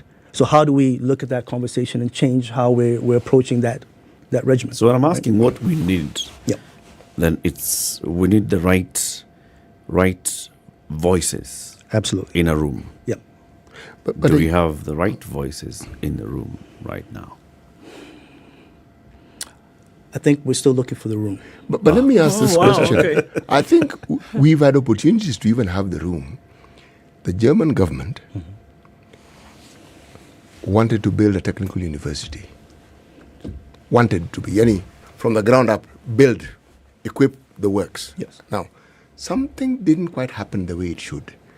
We don't have that university. Now, in terms of capacity, the room we're speaking of, that would have provided us with something that this entire region doesn't actually have. Right. So, when we talk about people thinking about it, if they were willing, the question I keep asking is, so why was it not built? Why has it not been built? What did our people do? Because our people did something. Because you don't have the right voices You don't have the in right the voices, room. right? And it's another thing when you're talking about the right voices. So or the right brains. Or the right brains, right? I'm a product of somebody who was born in Kenya, had the fortune to go outside and learn and come back and add value. There are hundreds of other Kenyans like me out there, right? I can look at my phone right now and I know there's a Kenyan who's doing AI for smart cars in San Francisco. There's a Kenyan who's up in Intel, like very high up. Yep. There's a Tanzanian, actually one of my best friends, is a Tanzanian, but he's a VP at Amazon. All of my peers at my age are looking to see how do we add value on this continent. But to do that, the right incentives and the right environment needs to be here to allow that. I mentioned the Taiwan semiconductor factory. Yeah. That came from this precise problem. The person who founded that foundry was born in Taiwan, worked in the US in Silicon Valley, but realized that to grow, he can actually add more value back home. But the Taiwanese government said, okay, what do you need to do that? And enable that environment. And now they literally own the chipset manufacturing facility in the world. So much so it's a natural security issue for many countries that one country does that, right? So when you're saying what can we do, that is where the conversation starts. How do you bring the knowledge that's outside, bring it in, right? How do you create the conducive environment for companies that want to manufacture in Kenya or in Africa to do that, right? There are companies who are manufacturing medical products best fit for Africa, but they're manufacturing it in China, right? But they want to do it in Africa, but there's no capacity. So how do we leverage that? That's where the conversation needs to start. So it's a bigger conversation. So then I hear you saying, and being careful not to say it at the same time, that when now we hear proclamations like this, the hope is that the back end work is either done or at least the conversation is happening for it to be done. It cannot just be something we say and then go figure it out later. Kind of like what you say, well, I'm going to be in the interview room, I'm going to say I can do the job, and then I'm going to go and learn later. It cannot be something like that. You're right. It cannot be, and it has to be. It has to be intentional. It has to be. And why I'm passionate about this is because it's time bound. Like if we don't think we've done this multiple times and we keep failing to actualize that vision. You mentioned NMC. That was a vision, right? Create that capacity to get to the point where you're integrated manufacturing on cars. But at this point, we're still doing semi-knockdown kits, right? On the positive side, I will say that when it comes to electronic motorbike fabrication, some of those parts are now being done in Kenya, which is great, right? But we need to do more of that. So with this proclamation, I really hope it's more than just a smartphone. It's the start of something transformative. Well, at least there's another conversation that's taking place. That, as he said, we are talking to telcos. He wasn't saying you should not start talking to telcos. Right. There's actually, we are talking to telcos. Right. That when he says in 8 to 12 months' time, at least somebody has come and told him, we are starting and maybe it's possible. Right. Not that he just thought spur of the moment, why can't we do these phones? Right. You know? Because there are very many promises of 8 to 12 months that he made on that day. Right. And that's why you start asking yourself, was the 12 months just a thing that the president was doing? Was this his day? Was it his day for 12 months? Right. He promised 12 months mobile phone, 12 months. What else are we going to happen in 12 months? Food security, 12 months. Eric, I get the impression that dams, 12 months. That some thought has gone into this, and that there are people, whether you want to call them think tanks or whatever, but there are people who've done a little of this homework, and there's an idea that is now, we're being told about it, but the thinking behind Let's it. just hope so. Because if they haven't talked to the only company that is making PCBs in Kenya, so they're going there. If they haven't talked to them, so you talk to telcos, then you and come you want to say, and you want to talk about then manufacturing. You cannot talk about 8 to 12 months. If they're the think tanks are thinking, they need to be incorporating such people in the thinking. They do. But they're talking to the telcos first. Surely, were we not told? They were talking to the telcos first. These guys will come in later. City, thank you. Thank you very much, Latif, for joining us. Thank you. Latif Cherono is the General Manager for Operations and Strategy at Gearbox Europlace. They are the only company in this region that are manufacturing circuit boards, motherboards for electronic devices and selling them, of course, not locally, but all over, right? All over. Right. Thank you very much for joining us. Thank you so much. And we'll invite you again and again. Thank you. It's a pleasure. And thank you for tuning in to Kenya's biggest conversation today. Join us again tomorrow, please. 6 a.m. to 10 a.m. Good morning.